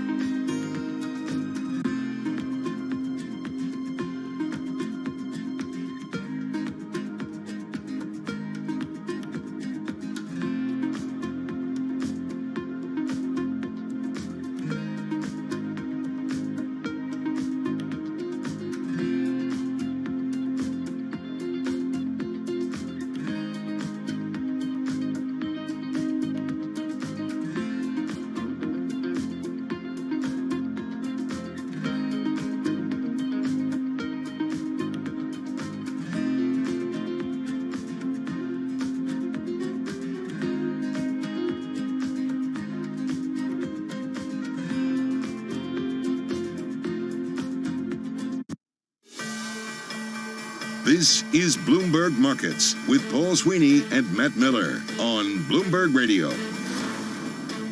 All right, looking at these markets, S&P 500 off 1.1%. The NASDAQ off about 1.5% here. So market's getting knocked down here. Looking at the VIX, it is higher now, just above 15. On the yield front, yields are higher, but a little bit of a less inversion in the yield curve. We've got the 2-year of 6 basis points, 5.02%, while the 10-year is up 0.3 basis points there. So 4.29% on your 10-year. Right now, let's head down to Washington, D.C. We got world and national news with Nancy Lyon. Thanks, Paul. It's been a summer of looming strikes. Earlier, it was UPS. Now it's auto workers. The Biden administration will be applauding the labor deal for port workers at a White House event this afternoon. Henrietta Trey's with Veda Partners says it's a sign Democrats really need union support in order to win in 2024. Getting the labor unions back in the Democratic circle is critically important. So you'll want to see that with steel workers. You'll want to see that with autos. You'll want to see that with dock workers. They're all trying to get as close as they can to as many labor unions as possible because, of course, that's where you've seen so much of the bleed into the Trump camp. Henrietta Trey's with Veda Partners spoke with Bloomberg Surveillance. You can listen to the entire interview wherever you get your podcasts. Motivation among American workers is dropping, and a lack of engagement is causing a loss of productivity. Bloomberg's Amy Morris takes a look at a new report. The ADP Research Institute unveiled its monthly Employee Motivation and Commitment Index and found engagement, resilience, and connection dropped to 100 in August. That's the lowest level since June of last year. ADP says values of 100 and lower signal diminishing engagement. The index offers a gauge of worker satisfaction on issues from pay to flexible hours to remote work, and it finds that overall, 4 in 10 workers are rated highly productive. Amy Morris, Bloomberg Radio. A legal defeat today for former President Trump.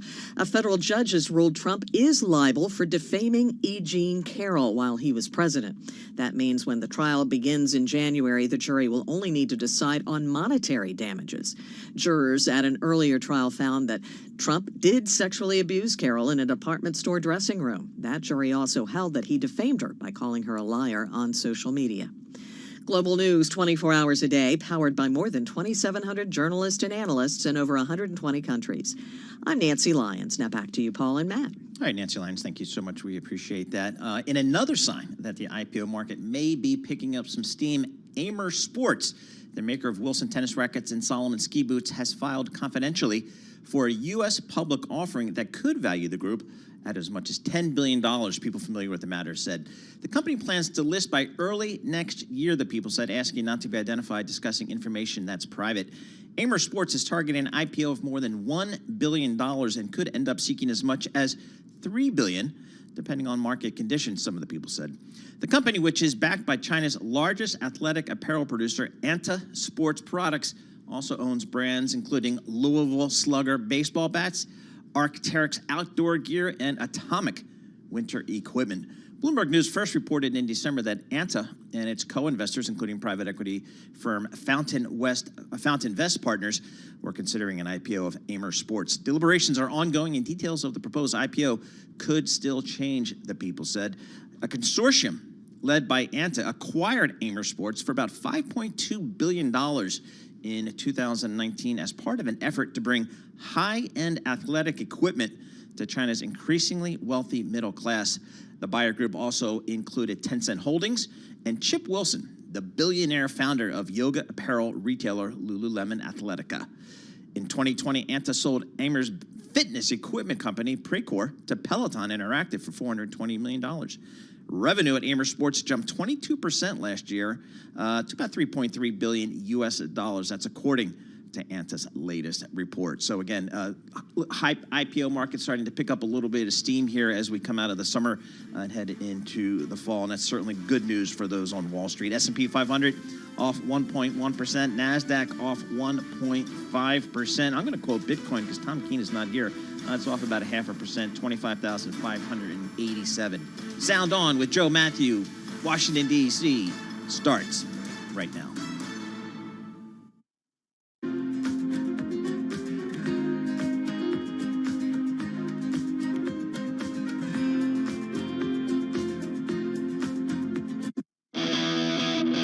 Now, from our nation's capital, this is Bloomberg Sound On.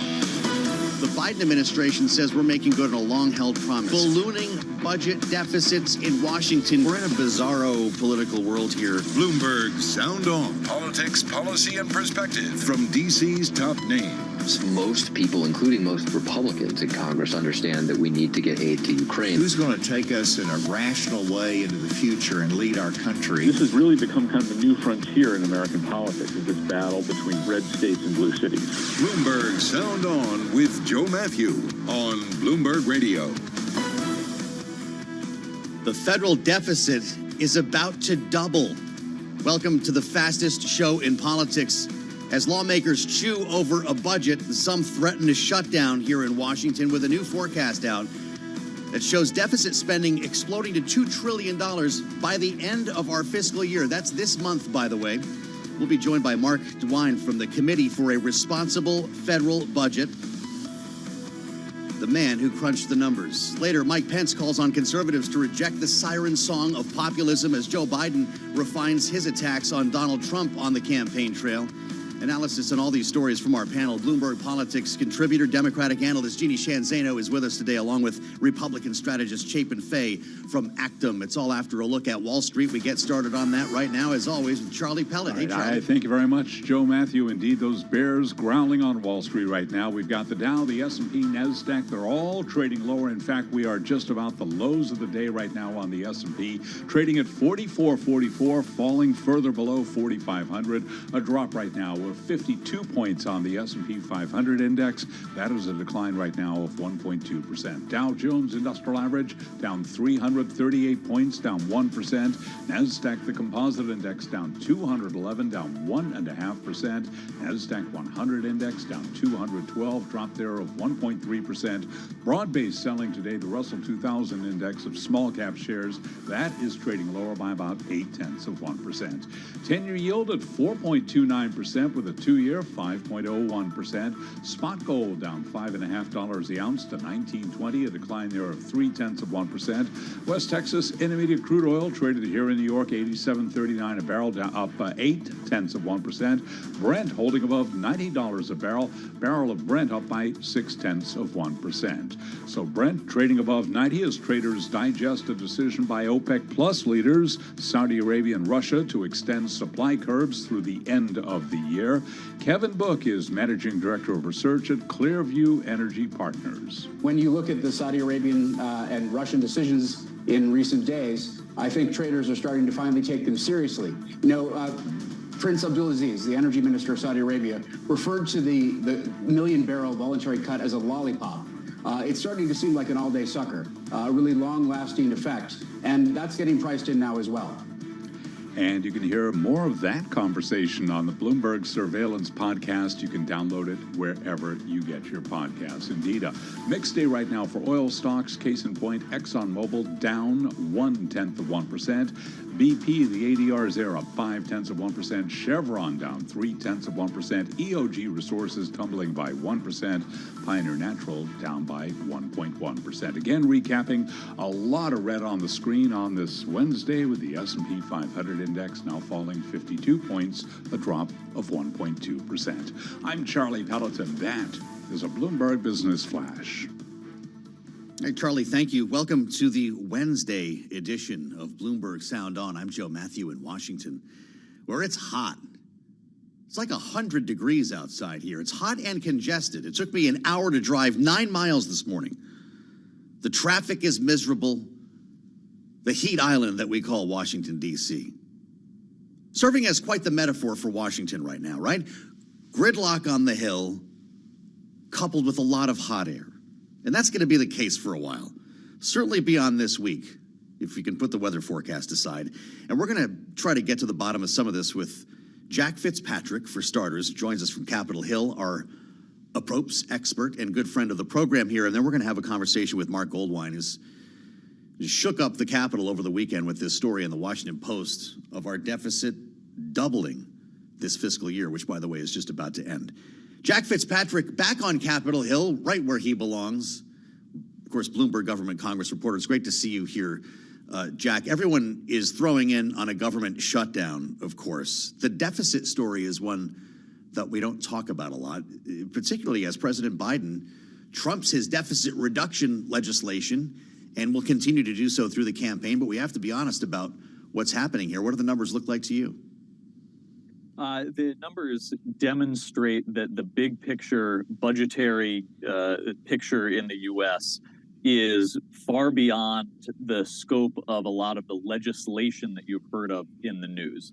When you hear about the debt limit deal to cap spending, that did not fundamentally change the trajectory of the federal deficit.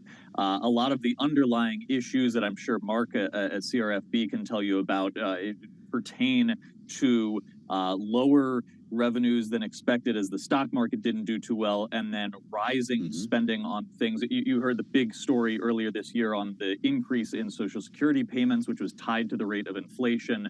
There are big picture issues, and you do not hear Congress getting into major changes to entitlements or massive tax increases.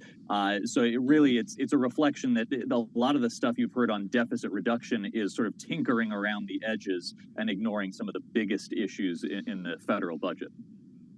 Well, we'll get into that with Mark in just a moment.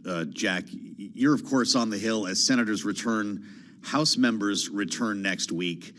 There is not only talk of a shutdown now, but there's also talk about a motion to vacate, this idea of potentially firing Kevin McCarthy if he can't make everybody happy here. Members of the Freedom Caucus, at least some of them, are not happy with him. Matt Gaetz, apparently more than anyone, is calling now to seize the initiative, as he describes in a radio interview. Here's how he put it. When we get back to Washington in the coming weeks, we have got to seize the initiative. That means forcing votes on impeachment, and if Kevin McCarthy stands in our way, he may not have the job long. So let's hope that he works with us, not against us.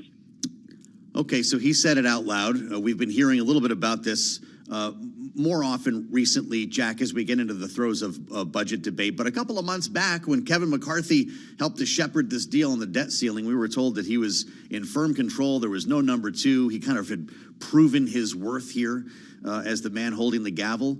Does he have something to worry about, or is this just talk? Well, he always has something to worry about. I mean, the debt limit deal was a huge success for him in the context of an extremely narrow majority that can get pulled in any number of directions by the conservative flank of the party. So you hear people like Matt Gaetz talking about impeachment. You heard a little while back the Texas conservatives saying that they don't want to fund the Department of Homeland Security unless they get a bunch of border security measures. Possibly including actually getting Alejandro Mayorkas to step down as Homeland Security Secretary.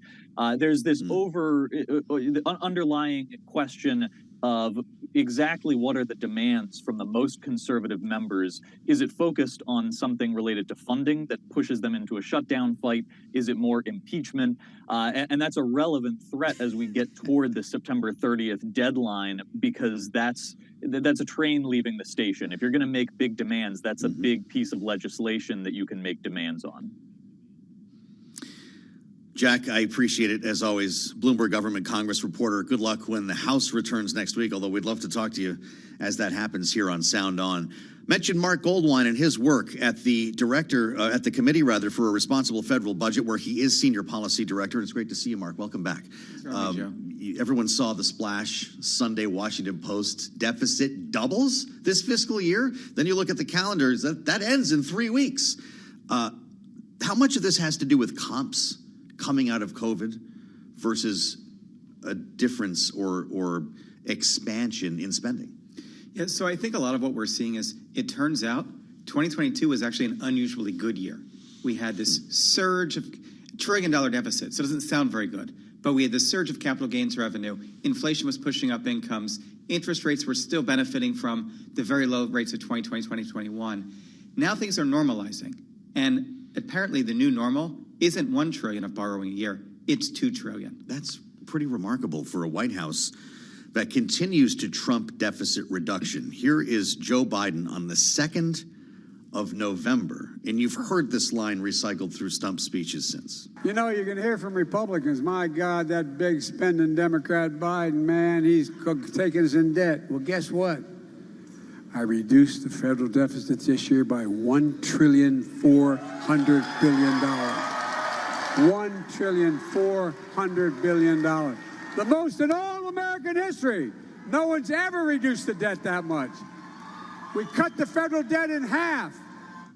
It's one of the things that he really gets passionate about. He raises his voice, he yells or whispers, depending on the tact at the moment, to make a point here. Will he not be able to make that claim in this re-election cycle? Oh, I don't think so. It's going to be the opposite. Look, deficits fell between 21 and 22 because COVID relief ended and because we got that surge of capital gains. That's behind us now. The official deficit this year is going to be $1.7 trillion probably. When we remove some weird accounting things, it's going to be $2 trillion. The deficits will have increased.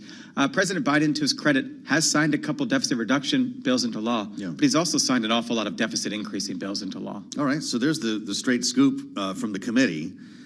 Now, Mark, you wonder, to Jack's point, how much of a dent can be put in this as lawmakers get together, Senate this week, House next. I think we're looking at about 12 legislative days altogether to figure out a government funding package, which clearly is not going to happen. But if nobody's going to touch Social Security, nobody's going to touch Medicare, we're apparently going to increase spending in the Pentagon. We're just going to make this problem worse or kick the can down the road, right? Look, that's the ballgame. If you don't touch Social Security, you don't touch healthcare, and you don't touch the tax code, you can't fix the debt. Things we did on defense and non-defense discretionary, that can help. It's a good thing we did the Fiscal Responsibility Act, but you got to look at the drivers of the debt. And by the way, the biggest driver now is interest. And there's not much we can do about that except for get our economy back in order so interest rates don't keep rising. You know, it's funny, we hear that from some Republican presidential candidates. Vivek Ramaswamy's answer to most of these questions is increase growth.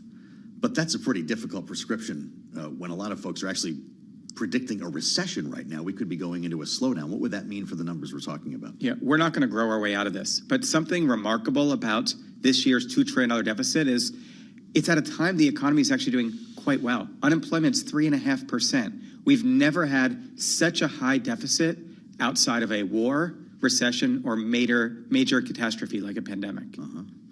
Give us your take on the debate over spending. I know that the committee is very concerned about the makeup of this package here, but we don't even have a deal. We don't even have appropriations bills that have cleared the House. I believe one got through committee.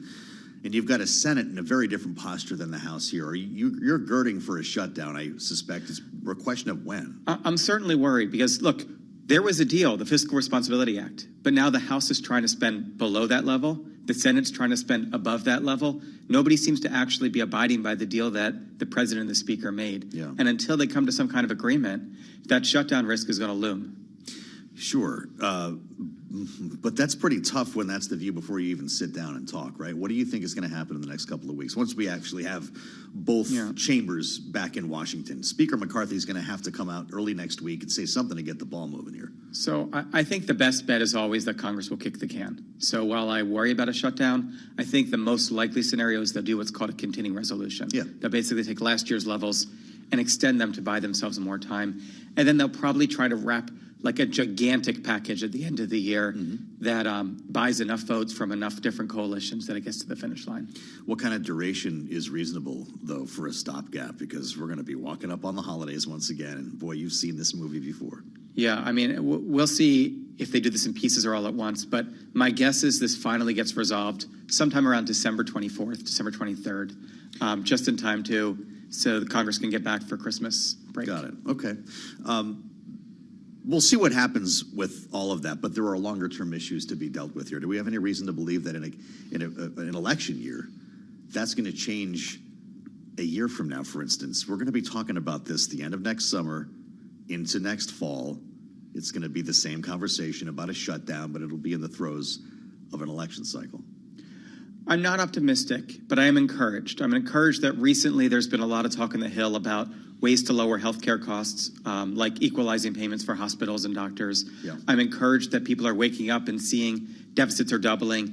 Interest costs are now higher than our growth rate, above 4%. So I'm encouraged that there's an opening to solve this problem. Why I'm not optimistic is that so far nobody's been willing to walk through that opening to make the hard choices to actually get our debt on a more sustainable path.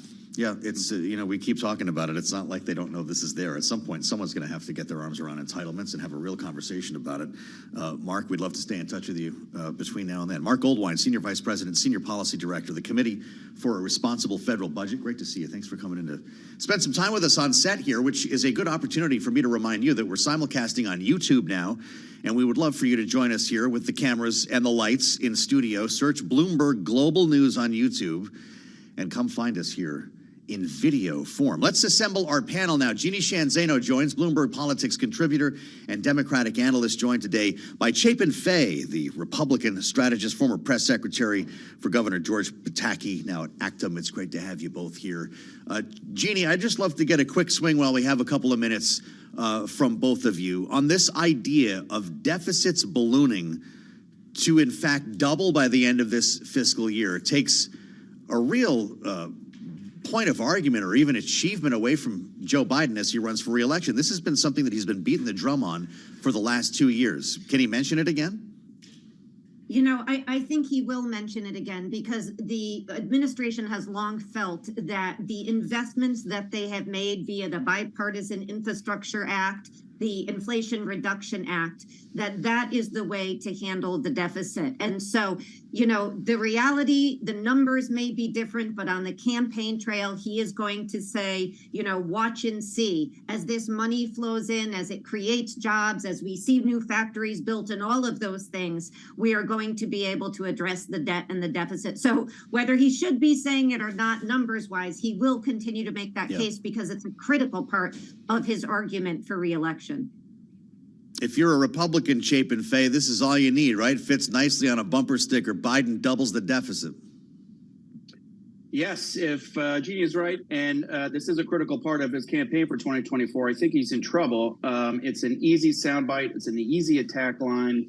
The problem with the deficit argument, though, and I assume we'll get into government shutdown talks, it's hard to connect how a ballooning deficit affects Americans' daily lives. So it's sort of a bank shot to make. But, when you're out on the campaign trail, it's easy for candidates. It's easy for, whoever the Republican presidential candidate is to talk about it. And it's just not a good talking point for Biden. Not a good talking point, although I'm not sure it was landing to begin with here as we continue the conversation of Bidenomics, whether it's connecting with voters, whether people know what that is, and we'll keep that going. We'll keep that ball rolling with our panel coming up. Jeannie Sheehan Zaino and Chapin Fay, our panel today on Sound On, the fastest show in politics. I'm Joe Matthew in Washington. This is Bloomberg.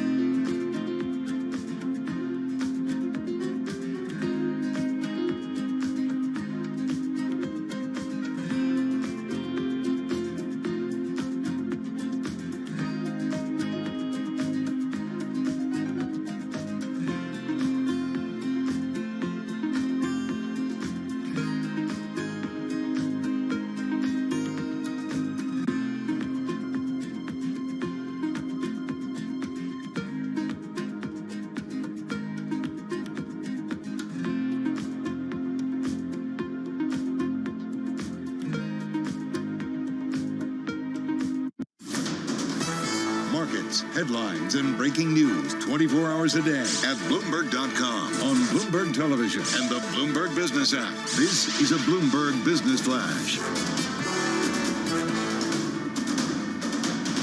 It's 121 on Wall Street. We do check markets all day long at Bloomberg. A bounce off the bottom, but still a lot of red on the screen with the Dow, the S&P, and NASDAQ all declining. A 1% drop right now for the S&P 500 index.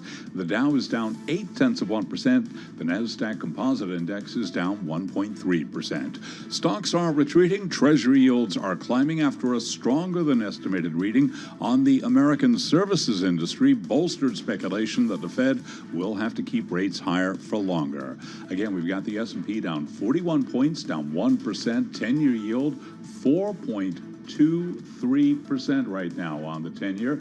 We've got the 2-year yielding 5.01%. Spot gold at $19.19 the ounce, while West Texas Intermediate crude is up 1.2%, 87.72 for a barrel of WTI.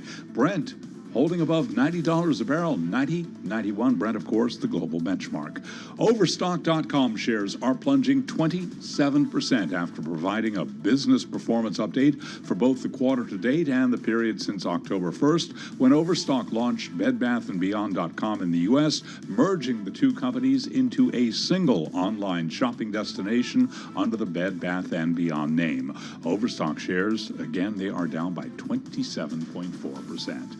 So recapping, we do have the S&P 500 index down 43 points, a drop there of 1%, 10-year yield 4.28%. I'm Charlie Pelleton. That is a Bloomberg Business Flash.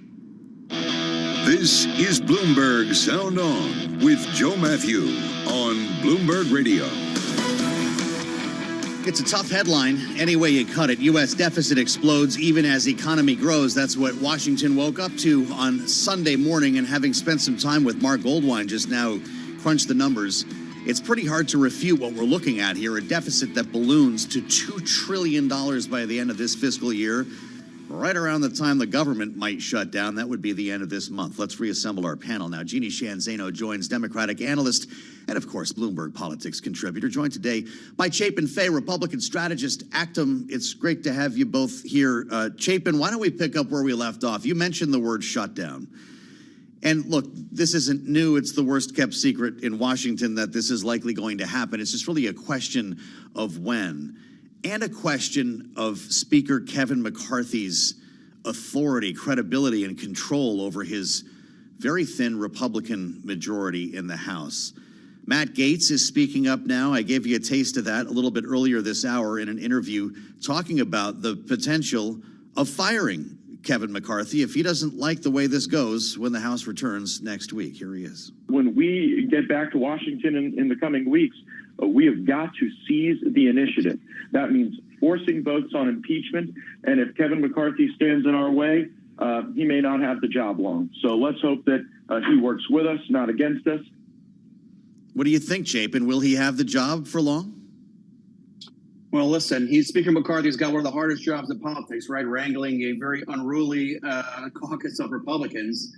But Republicans like Matt Gaetz and a lot of the conservatives felt that they were elected and sent to Washington to advocate for some of these issues.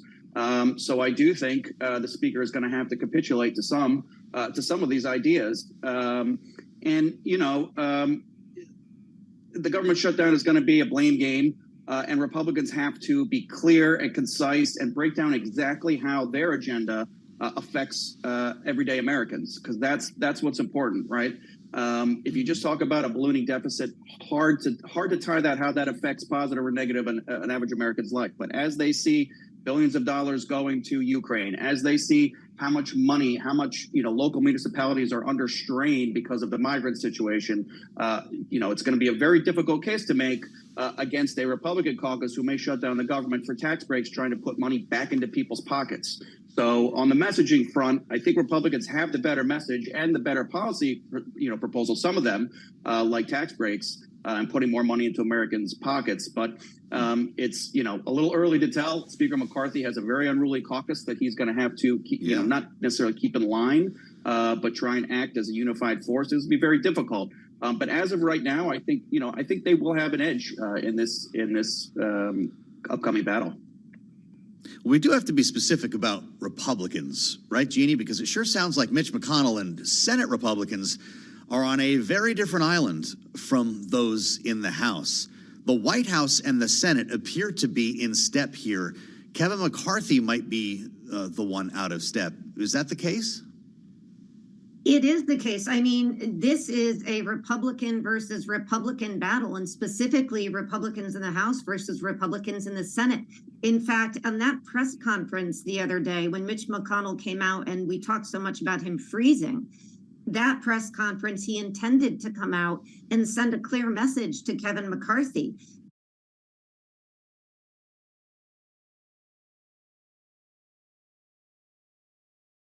And that message has been very clear throughout. He said it in the speech before. They need a short-term bill to get them into the holidays. And of course, Kevin McCarthy has been very clear he's not going to do that. But when you look and you listen to what people are, like Matt Gaetz, are saying, they are just not dealing in reality. House Republicans control 1/6 of the government, and they are trying to simply don't have the support for. And so that is what Kevin McCarthy has been contending with.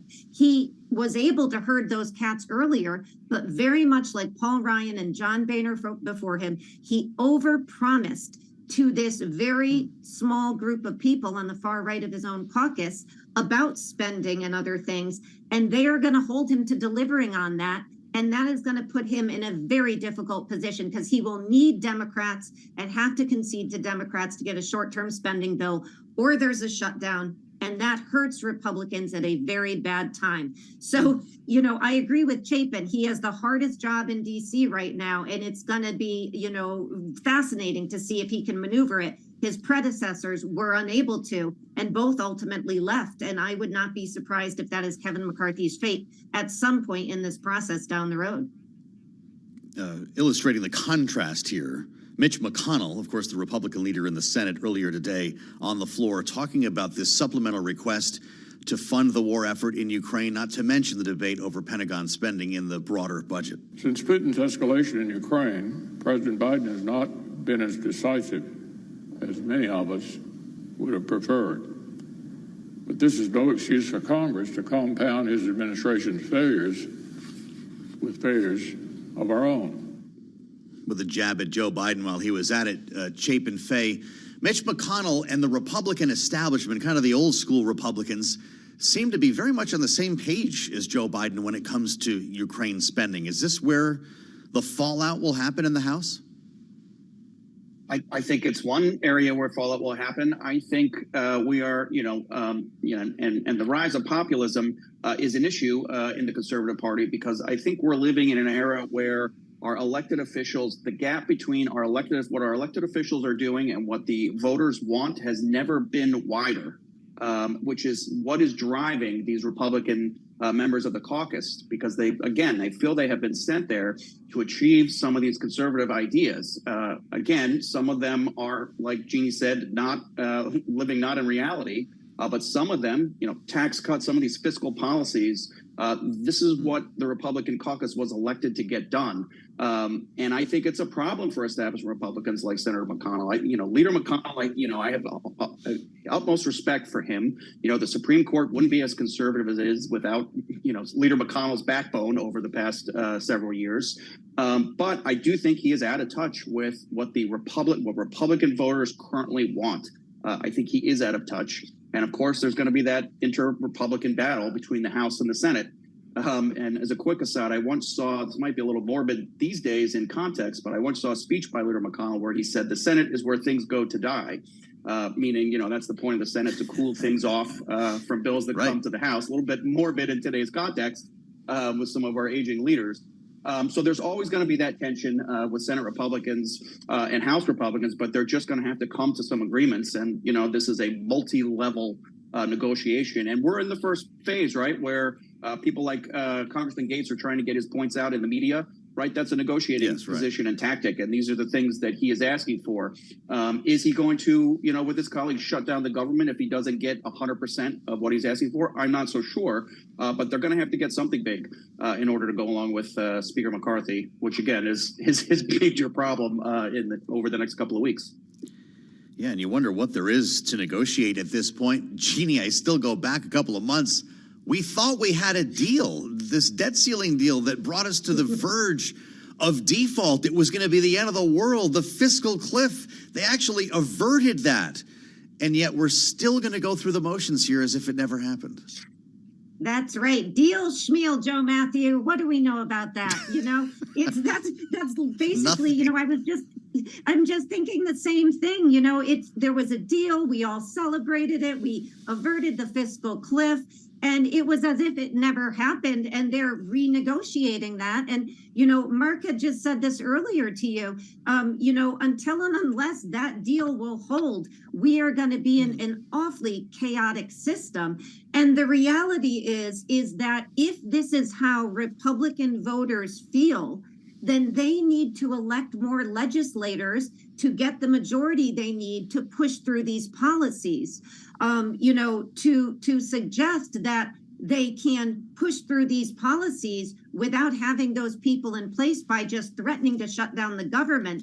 Well, that is something that hurts all of us. And one thing we keep hearing is shutdowns don't matter. They don't hurt anybody, but they do. Let's remember why Fitch downgraded us, because we are in a politically chaotic system that cannot work in the most basic way to keep our government running. That's a problem for all of us. So shutting down is not an option and should not be an option to get your policy prescriptions passed. A lot of things to remind ourselves of. There was a deal. I just know it. I was there. I saw it.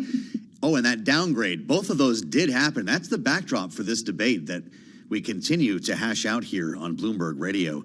Jeannie and Chapin, stay with us as Mike Pence delivers what's being billed as a major speech today in New Hampshire to draw the line between himself and his former boss. We'll get to that after an update on the news, world and national news. Now with Nancy Lyons in the Bloomberg 99.1 newsroom in Washington. Hi, Nancy. Thanks, Joe. A televised hearing is underway in Fulton County, Georgia, in the alleged election tampering case. Scott Grubman is representing attorney Kenneth Chesborough, who wants his case to be heard separately, not as part of a broad case with all 19 defendants, including Donald Trump. He and attorney Sidney Powell are both seeking a speedy trial on 2 different charges.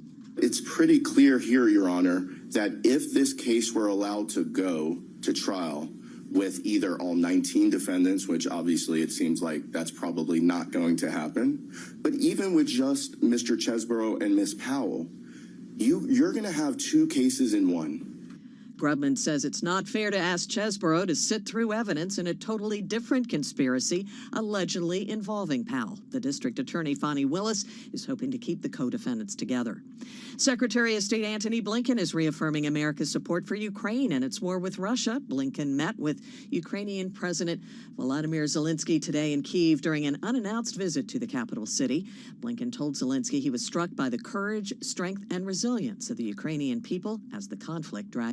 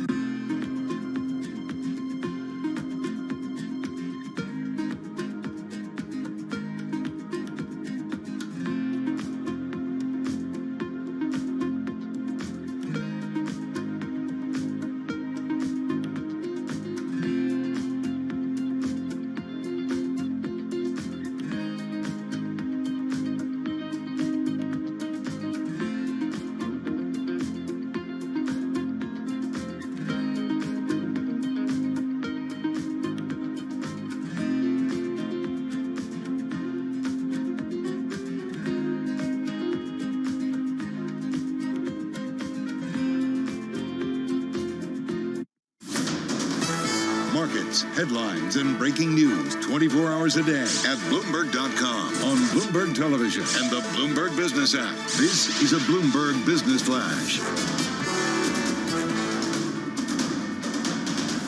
It's 1:40 on Wall Street. We do check markets all day long at Bloomberg. The Dow, the S&P, NASDAQ all remain in the red. Stocks are retreating as Treasury yields climb after a stronger than estimated reading on the services industry bolstered speculation that the Federal Reserve will keep rates higher for longer. Right now we have got the S&P down 41 points, off session lows down 0.9%. The Dow down 266 points, a drop there of 0.8%. NASDAQ, the composite index, is down 176 points, a drop there of 1.3%. 10-year yield 4.28%, with the 2-year that's yielding 5.01%. Spot gold down $8 the ounce to $19.18, drop there of 0.4%. And West Texas Intermediate crude is advancing 1.3%, 87.82 a barrel on WTI. A measure of America's service sector rose to a 6-month high. And with that story, here's Bloomberg's Vinny Del Giudice. New orders and employment gains boosted the ISM Services Index for August, underscoring the durability of consumer spending. Economists say the U.S. has been so resilient that Federal Reserve officials may up their economic projections. Today's data also show the ISM Employment Index rose to an almost 3-year high, reinforcing the resilience of the government's August payroll data. Vinny Del Giudice, Bloomberg Radio. WeWork shares down now by 3.7%. WeWork CEO David Tolley says the workplace sharing company is renegotiating nearly all of its leases with landlords and plans to exit, quote, unfit and underperforming locations. WeWork, you recall, warned investors last month that there was substantial doubt about its ability to stay in business. WeWork down now by 4%. Again, recapping, stocks are lower with the S&P down 43 points, a drop there of 1%. I'm Charlie Pelleton. That is a Bloomberg Business Flash. You're listening to Bloomberg Sound On with Joe Matthew on Bloomberg Radio. Hope you'll join us on YouTube now. Our special simulcast is in place, and you can jump in the studio with us here in Washington. Just search Bloomberg Global News on YouTube, and blam, there you are. This is what we look like, for better or worse. So, did you hear it? Not the new Rolling Stones record, the siren song of populism, as noted by the former Vice President Mike Pence, delivering what his campaign is billing as a major speech today in New Hampshire, politics and eggs, St. Anselm. This is when it happens. A major speech about conservatism versus populism. A reference, of course, to his former boss, Donald Trump. We don't even expect to hear his name, but everyone knows who the vice president will be talking about. In his request that I reject or return votes unilaterally, power that no vice president in American history had ever exercised or taken, he asked me to put him over the Constitution. And I chose the Constitution, and I always will. Mike Pence, from the Republican debate, you might hear a line like that today, is actually going to equate what he sees as the fringe left and the populist right together driving the country down the road to ruin. Let's reassemble our panel and get their take on it. Jeannie Shanzano is with us, along with Chapin Fay. It's great to have you both here to weigh in on this. Jeannie, I wonder where we should start here. If you're not going to name Donald Trump, because it did look like Mike Pence was going to go there, but based on excerpts that we've seen, is a quote-unquote major address like this going to make a dent in his campaign? You know, I am so glad you started there, Joe, because this is exactly what I was thinking. Apparently, his advisors told reporters on a call that the speech is directed not at one candidate in particular. And to your point, Pence will not name Trump. Well, so what is he doing? Is he making a speech for posterity's sake? Is he some kind of political commentator or scholar that he is talking about the future of the GOP? Because if you're not going to name Trump and you are 40 to 50 points behind him right now, why are you running? You know, all of these people that are opposing Trump have the same problem. They look at the polls and I guess they listen to their advisors who say, don't take him on. Well, then this race is over unless Trump self-implodes because of legal or health reasons. So to me, this is going to be, a nothing burger from the perspective of, does Pence really want to beat Trump? Because to beat the guy, you have to run the race, which means you have to say you're taking him on and this is why. Otherwise, step back, do your commentary, but you're not going to make any headway when the Wall Street Journal and the CNN and the NORC say you're 40 to 50 points behind. And we are looking at a couple months until the caucus, and we are in September after Labor Day. What would you tell him to do here, Chapin? Because Jeannie's right. You've got Donald Trump an aggregate of 50%, Mike Pence at 5% on a pretty good day. I know that he's going to be on the stage likely for the second debate. I guess maybe I shouldn't assume that, but it looks like he will. But how do you make a dent in a 45-point spread like this if you're not going to name the front runner? Well, look, campaigns are math problems, right? And the former vice president has a very hard math problem to solve at 5%. The other problem is the numbers clearly show that the Republican Party in 2023 and moving into 2024 is solidly behind the former president, Donald Trump. So the other candidates have this bind where do you attack the president? Does that hurt your numbers? How do you differentiate yourself from someone who is so far ahead and has such a strong level of support within the base of the Republican Party? For vice president, and each candidate has a different matrix that they have to, a different problem that they have to solve. For the vice president, he's already sort of on the never Trump side. So he's got to lean into this. The problem for him is that this is just not where the Republican primary voters are. Whether you like it or you don't, that's just not where the Republican voters are. And again, he's trying to thread that needle by not naming the name. But we all know Republican voters are not stupid. We all know what he's talking about and who he's talking about. So I think he's taking a little bit of a chance. But this is really the only path for certain candidates, DeSantis and Pence in particular. The other ones, can say nice things or not engage directly and try and get those, get voters that way. But they're all after the same votes. They're all after the Republican voters who refuse to vote for Trump, which is just not as many as he's got more than 50%. So even if it was one-on-one, Trump would still be leading. I want to ask you, Jeannie, about Joe Biden and this same issue. He's not afraid to mention Donald Trump, but listen to the way he got to this in his Labor Day speech. I mean, typically we hear him refer to Donald Trump, not that often, but now we keep hearing about the former guy, the last guy. When the last guy was here, you were shipping jobs to China. Now we're bringing jobs home from China.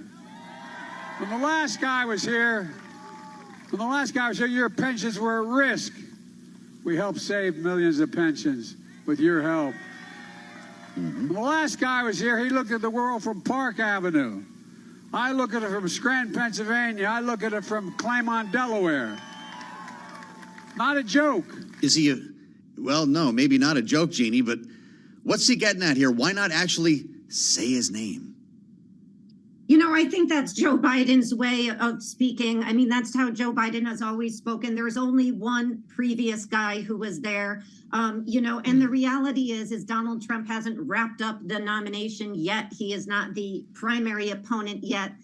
So maybe we hear more of that from Joe Biden. But the truth is the Biden campaign feels, and rightly so, that the more Trump they can talk about, the better. So if I was advising him, I would say, go ahead and say it. You may want to be folksy and say the previous guy, but go ahead and say Trump, because for them, the more Trump, the better.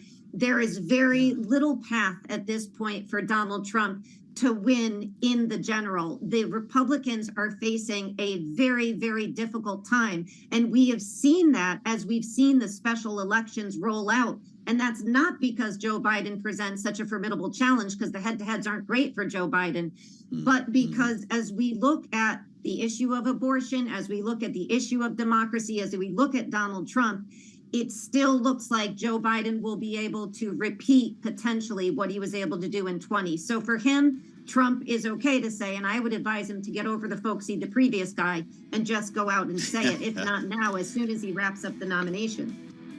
Say his name, according to Jeannie and Chapin. I think everyone agrees on this, whether it's Mike Pence or Joe Biden. COVID back at the White House. We'll talk about it next with the panel. This is Bloomberg.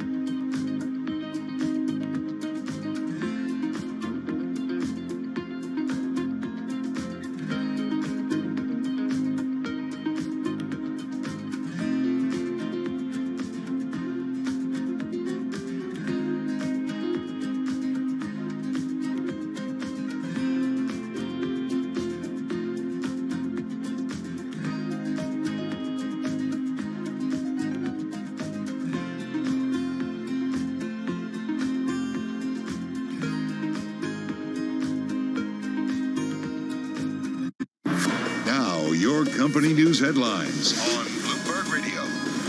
From Bloomberg World Headquarters, I'm Charlie Pella. 3 U.S. airlines are warning about an unexpected surge this quarter in the price of jet fuel, one of the industry's highest expenses.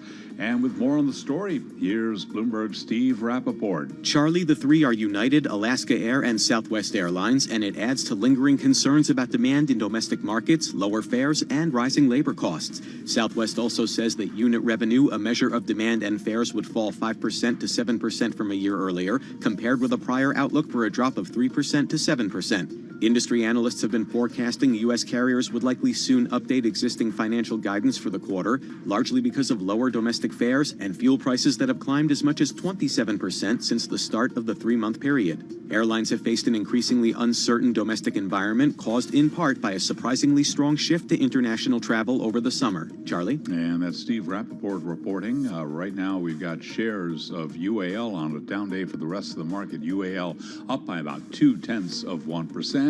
Southwest Airlines, though, down 2.7%. Alaska Airlines trading lower by 0.5%. And Delta Airlines lower now by just about 0.1%. The private equity firm Thoma Bravo has agreed to acquire health records software company NextGen Healthcare. Thoma Bravo will pay $23.95 in cash for each NextGen share. NextGen up today by 14.6%. And those are some of the company's stories we're following for you at this hour. I'm Charlie Pelletan. This is Bloomberg. This is Bloomberg Sound On with Joe Matthew on Bloomberg Radio. We're live from Washington on the radio and on YouTube as well. I hope you'll join our new simulcast search, Bloomberg Global News on YouTube, and you'll find us there waiting for you. Join us here in studio with some final thoughts ahead from our panel, Jeannie and Chapin. Let's first get up to date on world and national news with Nancy Lyons in the Bloomberg 99.1 newsroom in Washington. Hey, Nancy. Thanks, Joe. All eyes are on a Fulton County courtroom this afternoon as a judge hears arguments from several parties in the Georgia election interference case. They want to be severed from the other defendants. The hearing is also dealing with a timeline for the trial of Donald Trump and 18 others. Prosecutors say it would take 4 months and include testimony from more than 150 witnesses. Trump, guns, and social media will be on the agenda for the Supreme Court this fall. The High Court has issued its argument calendar for the month of November. It lists 7 cases, including one over whether people under domestic violence restraining orders should be banned from accessing guns. 2 cases involve public officials trying to block constituents on social media. That issue has come before the court before, with then-President Donald Trump blocking people on his Twitter account. And the justices will consider a trademark case over the phrase Trump too small. That'll be the latest test of the government's ability to deny trademarks. Overall, we've had a great run in Washington. Through I'm Nathan Hager, mid-2020. Bloomberg Radio. President Biden will be celebrating a labor deal for West Coast port workers at the White House this afternoon. But another contract dispute for auto workers could be another political headache for the self-described most pro-union president ever. Brown University's Wendy Schiller says this is an opportunity for Biden. More activism, more on the job, more we are going to use our political connections to solve this crisis. I think solidify, at least amongst the Democrats, that Biden is still capable of leading and can avoid major crises. Wendy Schiller spoke on Bloomberg Daybreak. The Rolling Stones will release their first album in nearly 20 years next month. One of the singles is Angry. The album called Hackney Diamonds will come out October 20th. Global news 24 hours a day, powered by more than 2,700 journalists and analysts in over 120 countries. I'm Nancy Lyons. Now back to you, Joe.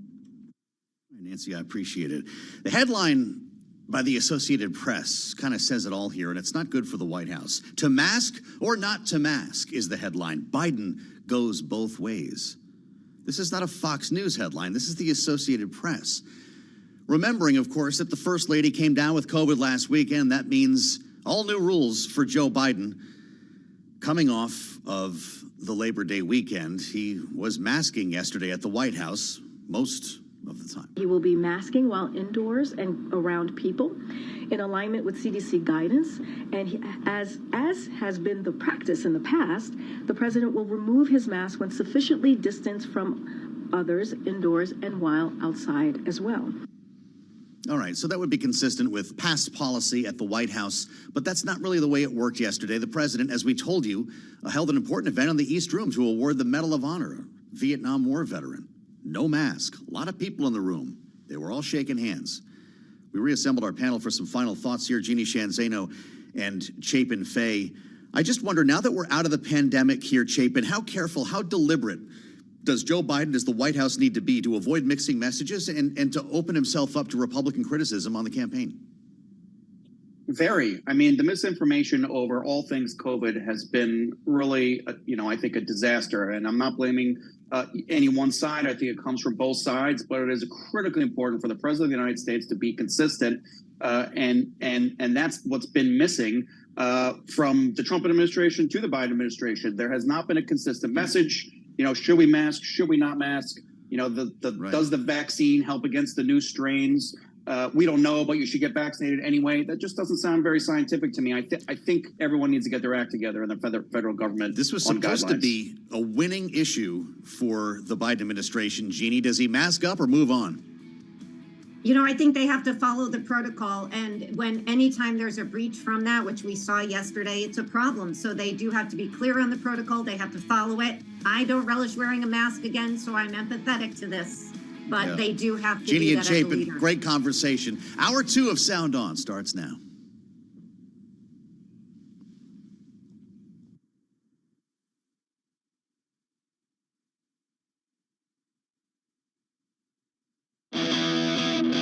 Now, from our nation's capital, this is Bloomberg Sound On.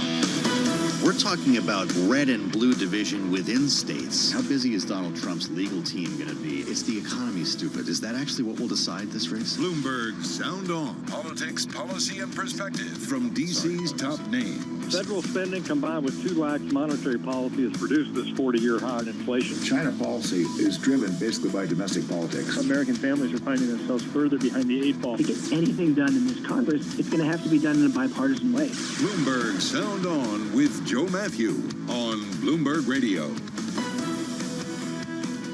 Lots of talk about a government shutdown, but what would it actually look like?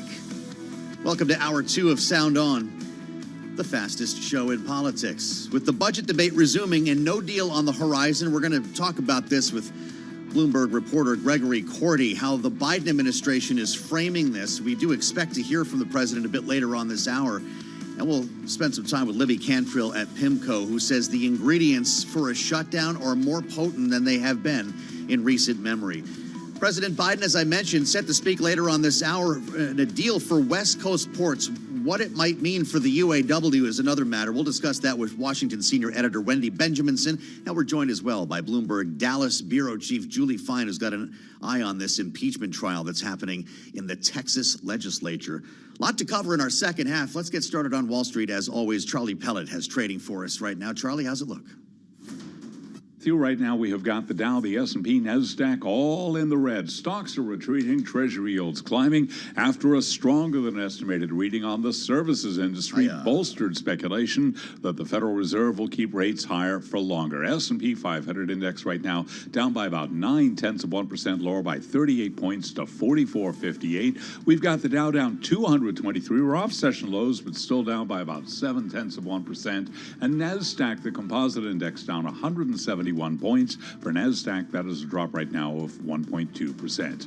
10-year yield, 4.28%, but the 2-year, 5.01%. Spot gold down $8 the ounce to $19.18, a decline of 0.4%. And West Texas Intermediate crude oil up 1.4%, $87.94 a barrel. Brent, the global benchmark, at 91 even now, up by about 1.1%. So it is a down day for the Dow, the S&P, and NASDAQ. Barry Bannister is chief equity strategist at Stifel, and he says new highs in stocks right now are exceptionally unlikely. Overall, we've had a great run through mid-2023. We've been saying since the summer that the stock market would be flat in the second half as it digests the recent gains, and we have some uncertainty looking forward. And you can hear more of that conversation on the Surveillance Podcast. You can download it wherever you get your podcasts. Chinese government agencies have reportedly barred staff from using Apple's iPhone and other foreign-branded devices at work. This, according to the Wall Street Journal, citing sources. Apple shares right now, they are leading losses in mega caps. We've got Apple stock down by 3.7%. Again, recapping, stocks are lower. S&P down 41, a drop right now of 0.9%. I'm Charlie Pelleton. That is a Bloomberg Business Flash. All right, Charlie, thank you. Welcome to Hour 2 of Sound On. I'm Joe Matthew in Washington, where, if you've been paying any attention, the shutdown talk seems to be getting louder every day, and we don't even have all the lawmakers in town yet. The House doesn't show up until next week, but that's more than enough for speculation to run wild. And instead of speculating here, we're actually going to talk details with Libby Cantrill from PIMCO about what a shutdown would actually look like this time. She's got a very compelling note out to clients. It's a little bit concerning, actually, warning that the ingredients in place for this shutdown are much more potent than what we have seen in recent memory. You start thinking, shutdown, that's just a weekend. We'll get back to it on Monday. And it could be a little more complicated than that. We also expect to hear from President Biden this hour. He'll be speaking a bit later about a labor deal on the West Coast. Think West Coast ports, but of course it's against the backdrop of a very difficult conversation about a potential labor strike in Detroit, the UAW and the Big Three. And that's where we start with Gregory Cordy, who's with us at the table here in Washington. Great to see you, Gregory. The president is going to deliver what he hopes to be a good message today, but it's hard to start taking a victory lap when we could have a massive auto strike coming within less than 2 weeks, isn't it?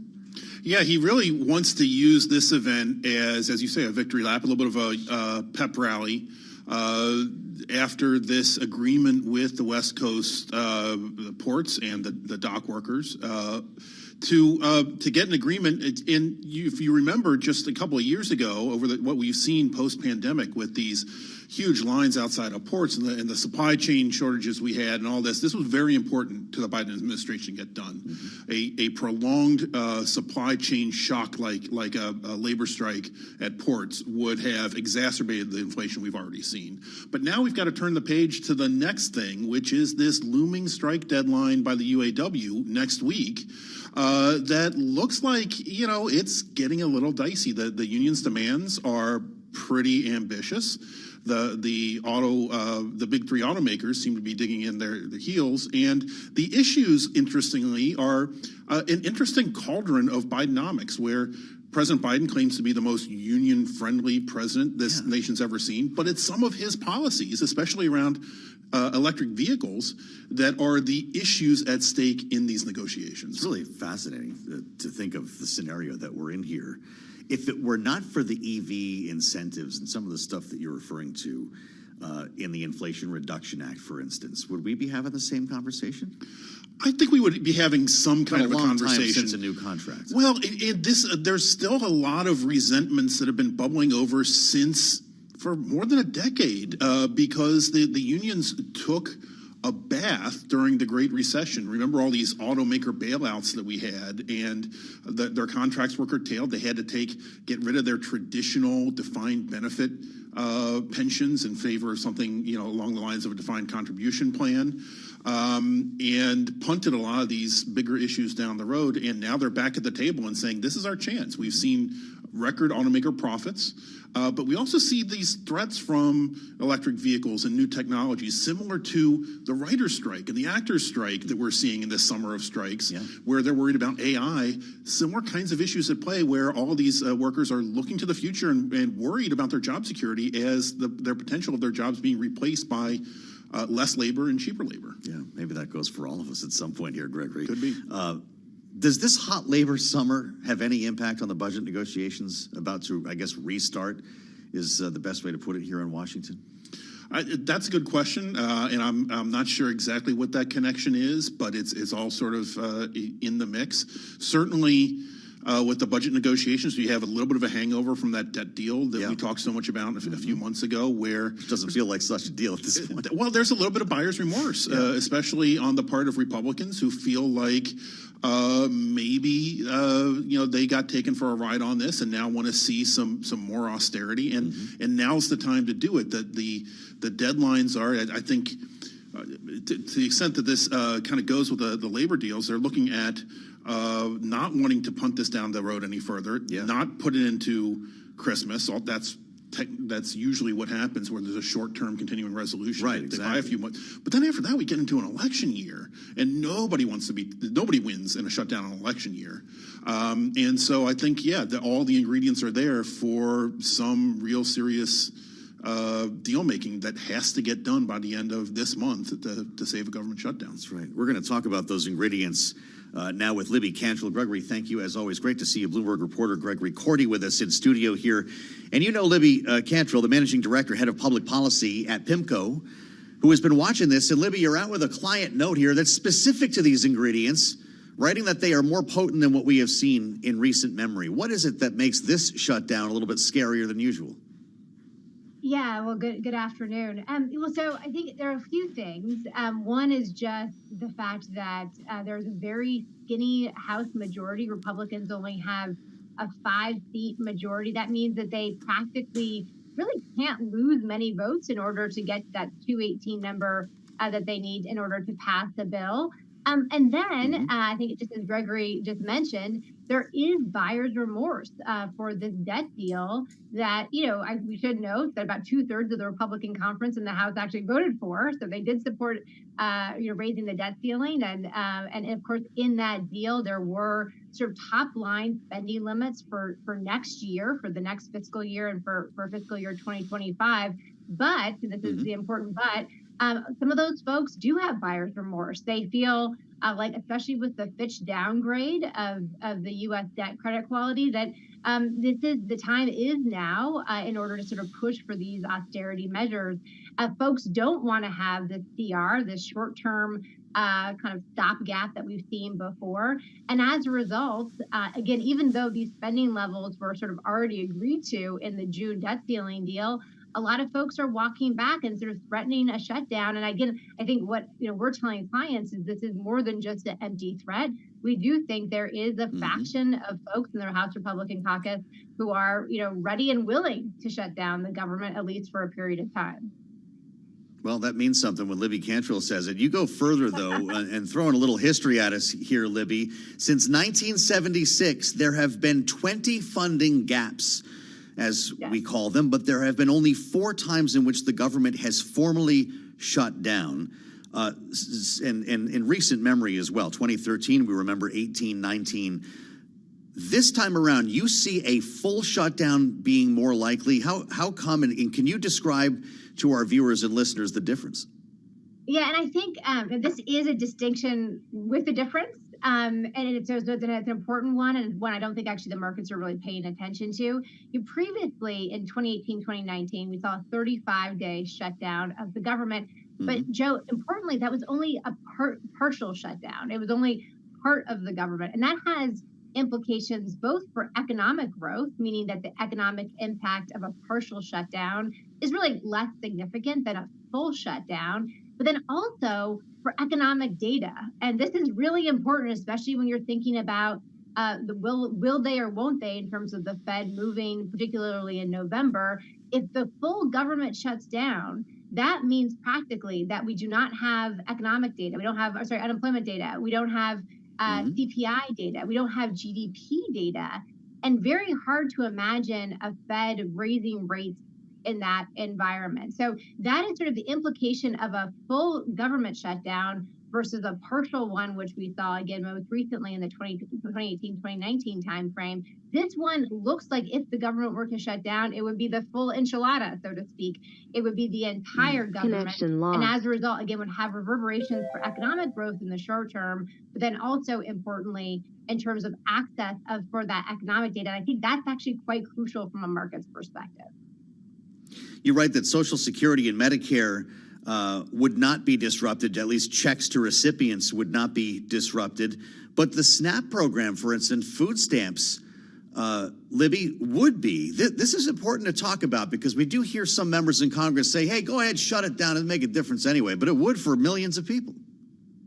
It would. And, again, so practically for folks who are on those food security programs, for people who are going through the airports, TSA most of those employees will be deemed as essential employees, meaning that they will still work, but they won't receive a paycheck. And we all know how cheerful people are when they're having to go to work and not receiving a paycheck. And so we could actually see sort of disruptions in that. National parks will be shut down. So again, and this is not to be hyperbolic here, but we do think that the chances of a broader full government shutdown are really much higher than they have been in recent memory. And again, this is sort of coming and coinciding with a period of time from an economic perspective where there are already a lot of fiscal headwinds that are likely going to take hold, whether it's the student loan repayments, whether it's tax collection for those California taxpayers who haven't had to pay because of the national disaster zones or what have you, that their tax bill comes due in October. There's some childcare benefits that are rolling off at the end of September. So we see this as sort of we're calling it a window of weakness from a fiscal perspective this fall. And that, again, could just be exacerbated should we see this full government shutdown. So we don't want to talk about, we don't want to get a bit hyperbolic, but we do think this is sort of an important, could be an important kind of macro factor, going into the fall. This strikes me as far from hyperbolic. We've got to talk about reality here if this happens, especially if everybody in Washington thinks it's going to happen. This is the first real conversation that I've heard that details actually what the impact would be. And when we consider the impact potentially on the financial markets here, what Wall Street might think about it, Libby, you just pointed out something really interesting here that some folks might not consider. No economic data released? How does the market live in that world? If this did become a prolonged shutdown, what's the impact there? Yeah, and so I think that again, I think we would say outside of kind of the growth impact, and some of these estimates are 20 basis points of shaving off growth a week. Now, a lot of the employees who would not be paid during a shutdown do get back pay. But Joe, this is also an important nuance that we're talking about with our clients, is that federal contractors don't necessarily receive that back pay, and there are about 4 million federal contractors. So again, if this goes on for a prolonged period of time from a growth perspective, the growth impact could be a little bit more severe than I think a lot of economists have said. And then again, just the fact that there won't be access to payrolls, to JOLTS, to CPI, to GDP growth. Now all that stuff will come out eventually. But the folks who are actually doing that data collection, who are calculating those figures, oftentimes are not deemed as essential workers. And so they are not doing that in real time. And as a result, there'll be a delay there. So again, I think from a market's perspective, the fall already looks like it could potentially be more uncertain because of some of these headwinds that are going to be facing consumers.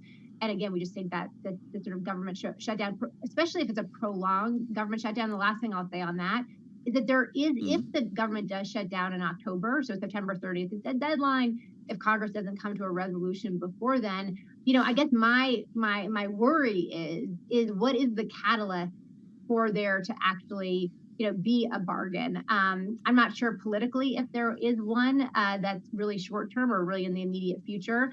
And as a result, you could be looking at a bit more of an extended government shutdown, and we haven't had that. Full government shutdown longer than 16 days ever. So we actually don't really know what the economic impact of that would be. My God. And we're not looking to make history. We're bond investors, in this case, though, Libby. We're always cheerful. So what are you hearing, though, from investors? Does the investment community expect a shutdown, or is Wall Street giving this a ho-hum right now, and there's going to be a big freak out when it happens?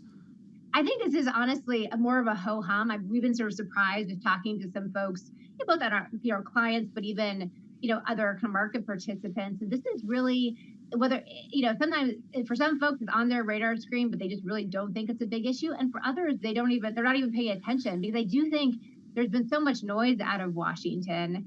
And I wrote this in the note that there is sort of this expectation that even though Congress often doesn't turn their homework in until the last possible moment, they usually do get their homework done. I guess, again, our concern is just politically right now, the stars really don't seem to be aligned in order for there to be, a compromise, before the September 30th date. Boy, some real talk, straight talk with Libby Cantrell. Libby, thank you for your take. This is important. If this happens, people need to know what's coming. And it's great, as always, to share your expertise with our viewers and listeners. I'm Joe Matthew in Washington. This is Sound On, the fastest show in politics. We're waiting to hear from President Biden when he speaks. You'll be hearing him on Bloomberg.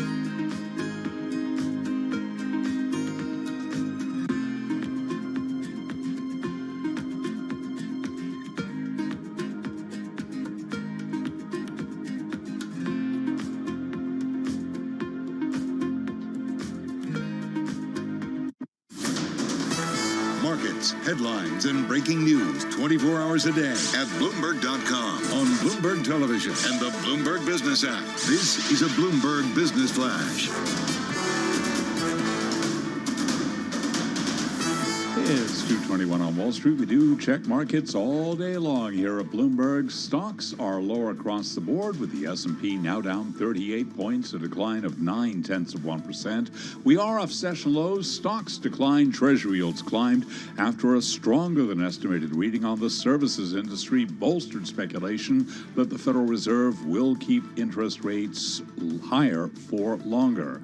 And moments ago, we got the Federal Reserve issuing its Beige Book economic survey in advance of this month's meeting on U.S. interest rates.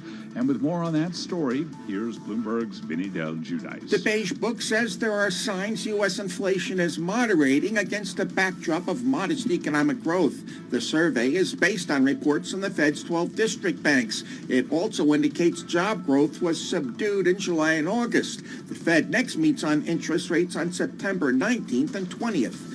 Vinny Del Giudice, Bloomberg Radio. And again, S&P down 0.9%, and that is a Bloomberg Business Flash.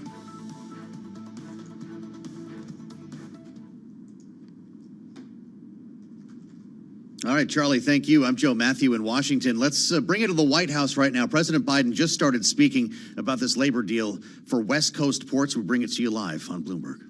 Use their deep experience to keep tough negotiations going, and I'm told by both sides help close the deal. I want to thank both sides for working through this and for getting it done.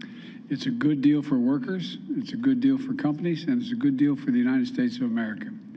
This landmark contract covers 29 ports, stretching from San Diego, California to Bellingham, Washington, that play a major role in our nation's economy. More comes through those ports than any other means of getting into the United States of America. It's gigantic economic impact. For example, the Port of Los Angeles and Long Beach, which I visited both, are covered by this deal. They handle 40% of the nation's cargo containers every single year. With this contract, dock workers at those 29 Pacific ports will get a pay benefit and working conditions that I believe they deserve and apparently they've agreed upon. That includes a guaranteed 32% pay increase over a 6-year period.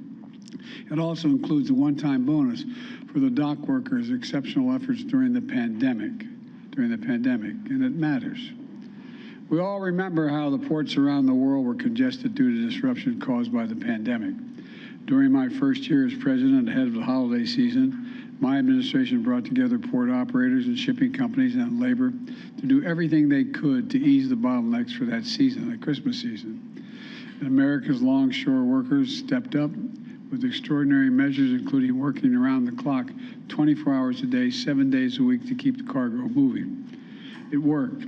Working with port operations, about 97% of the packages were delivered on time for the holidays or with only minimal delays, and I want to thank the port operators for that as well. Delivery times were actually quicker than before the pandemic. Our dock workers did that, and I want to thank them, and the port operators in our nation's ports moved record levels of cargo in 2021. Then we moved record cargo again in 2022. And today, thanks to the American workers, including the longshore workers and truckers, rail workers, America's supply chains are operating smoothly again. With this agreement, they're being paid what they deserve, and goods are moving quickly and efficiently across the country. Plus, this has a direct impact on reducing inflation.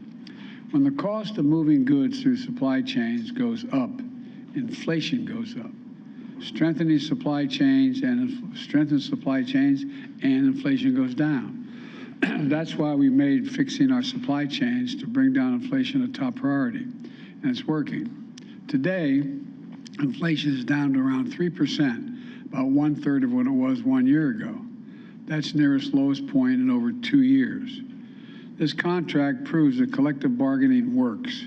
It gives workers a seat at the table and ensures that their well-being, security, and futures are a priority, and it also gives employers the opportunity to deliver for employers by helping them attract and retain the best, most productive workers in the world.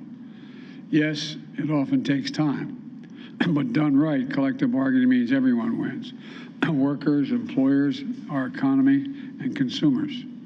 That's why I also want to congratulate another labor agreement. The Teamsters overwhelmingly ratified their contract with UPS last month.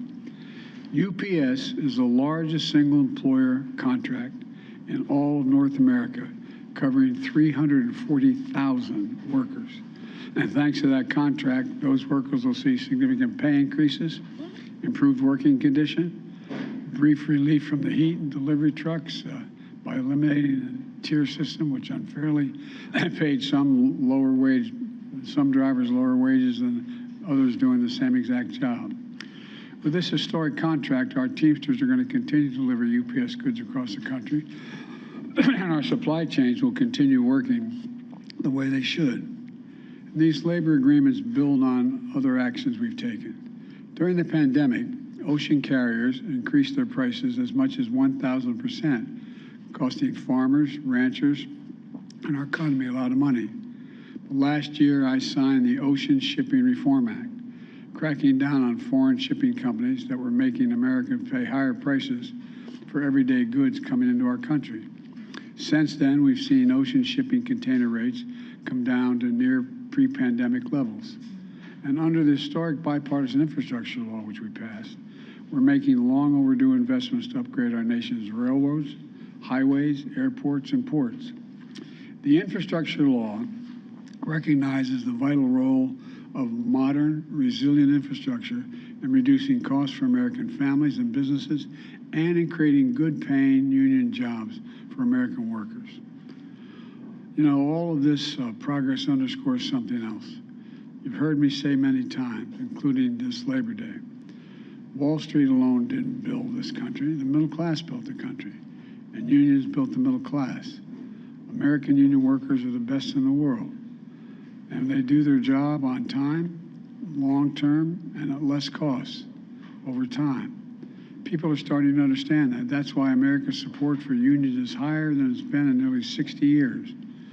And to anyone who asks whether unions really make a difference, I urge them to read the new report from the Treasury Department, which was released last week. It's the most comprehensive ever look at the impact of unions have had on our economy. And it concludes definitively that unions raise workers' income, increase American home ownership, creating more jobs, increase retirement savings, increase access to critical benefits like sick leave and child care, and reduce inequity, all of which strengthens our economy up and down the line. When the middle class does well, everyone does well, and the wealthy still do very, very well. Plus, even workers who aren't in unions, even workers who have been laid off, see benefits when unions are strong. Because unions raise standards across the workforce and industries, pushing up wages, strengthening benefits, and strengthening them for everyone.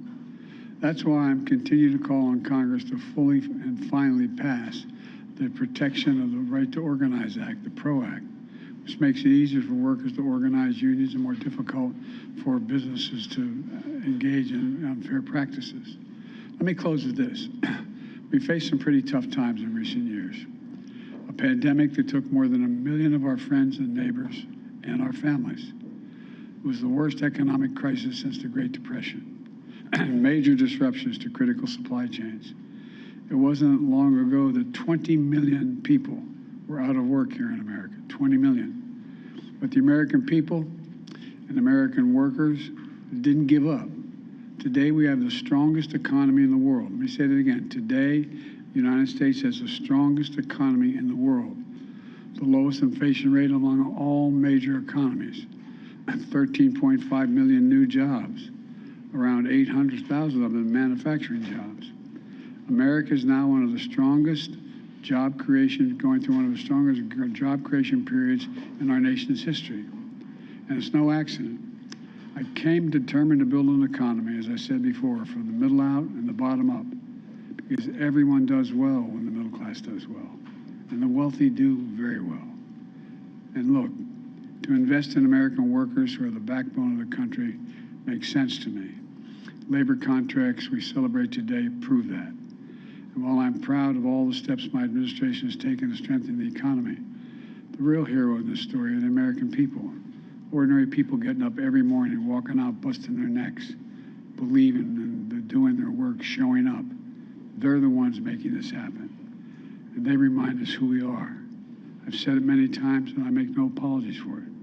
We're the United States of America. There is nothing beyond our capacity when we do it together. Think about it. Name me one major issue that we've set our mind on solving we haven't been able to do. So God bless you all. Thanks for what you did. Thanks for, and may we continue to have this economic growth, and may God protect our troops. Thank you all so very, very much. Thank you. Live sound from the White House. President Biden with a receptive crowd in the state dining room speaking to the hot labor summer, although didn't use those words, of course, in this case. Well, taking a bit of a victory lap. Good news for the administration with regard to a labor deal for West Coast ports. These are the dock workers we've talked so much about. But everybody knows what's coming here. The end of next week, the 15th, that could mean a strike for the big three, a massive auto strike that the UAW has already made possible here, and it's something we want to talk about with Wendy Benjaminson, who joins us. Bloomberg Washington senior editor. We're going to connect with Julie Fine in Dallas as well for her take on this and the impeachment trial that's underway in Texas. Wendy, it's good to see you. Joe Biden knows as well as anybody that we could be in for a big one here. This UAW strike could dwarf some of the other labor actions that have been averted, would have an economic impact just at the time when we're gearing up for some primaries here. Of course, we don't know how long that strike would last, but the timing's tough. The timing is really tough, and I think this event at the White House was maybe sort of a wink and a nod to the United Auto Workers and the automakers saying, look, all these other big unions in real time of crisis in the pandemic, you guys have come to an agreement now, auto workers and manufacturers, let's do the same. Also, we can't underscore too much the political importance of Michigan to Biden, where the United Auto Workers and the big three are based, of course. And he has always had some trouble with the union rank and file, who have become much more supportive of Donald Trump, who went ahead and put out a statement last week saying, United Auto Workers, I'm with you, which is really odd for a Republican presidential candidate, at least in the before time. And he's taking on that populist message. Biden has to win back the rank and file. He's got the leadership, but if he wants to win, he needs the workers themselves. He doesn't want to strike, though, right? We know that. No. But he has to speak in support of the workers, even as they ask for some pretty serious changes when we're talking about a 40% wage increase, a 32-hour work week. Well, I think he genuinely supports the workers. He's always been very pro-worker, very pro-labor. It's just that the other things he's proposing, the push for electric vehicles, all those other very green policies that people on the left and Democrats love, but the auto workers less love. That's where the dichotomy comes, and that's where Trump fills that void politically. Yeah, sure. He keeps asking for that endorsement from the UAW. Let's bring in Julie Fine, our Dallas bureau chief. Julie, I'd love your take on all of this. Before we get to this Ken Paxton impeachment trial today, we'll have a chance to talk about it. But as Joe Biden addresses the nation on this hot labor summer and makes the point, Wall Street didn't build this country, the middle class did. Is this a Democrat-only issue, as history would suggest, or at least recent history, or could he actually get some independents and Republicans on board with that kind of message? I think he's looking to get some independents and some Republicans on board with that message. I mean, talking about labor right now, having everybody at the White House, quite frankly, he does need to increase his base, although he beat the former president, if that's the matchup again. He did beat him last time. I mean, you're looking at 4 years later.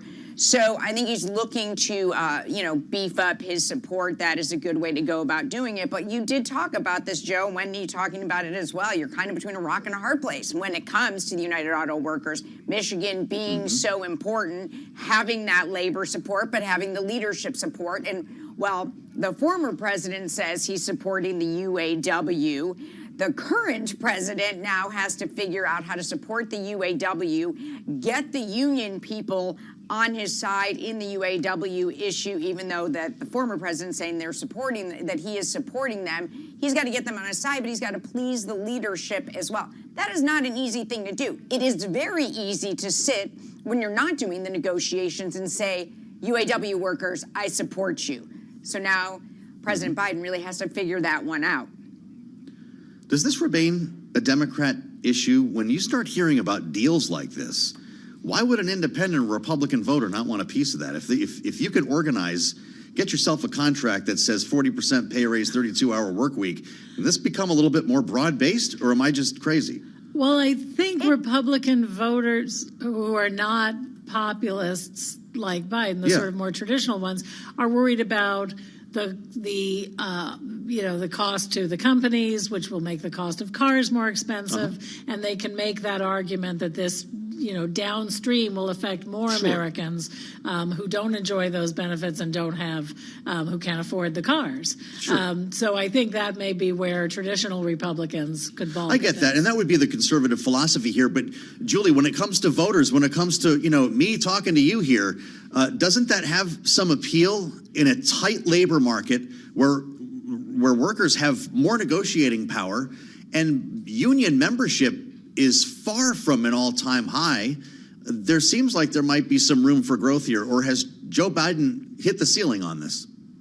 Well, you look at it, I don't know that he's hit the ceiling on it, but like I'm in a state right now where there aren't any unions. So what do? I mean, you've got the former president now saying, okay, go UAW, but he wants to make sure he has these red states that don't have unions and don't want them.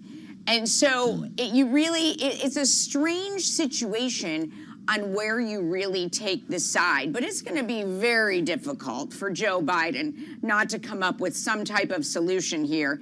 There will be a union price to pay from other unions, possibly.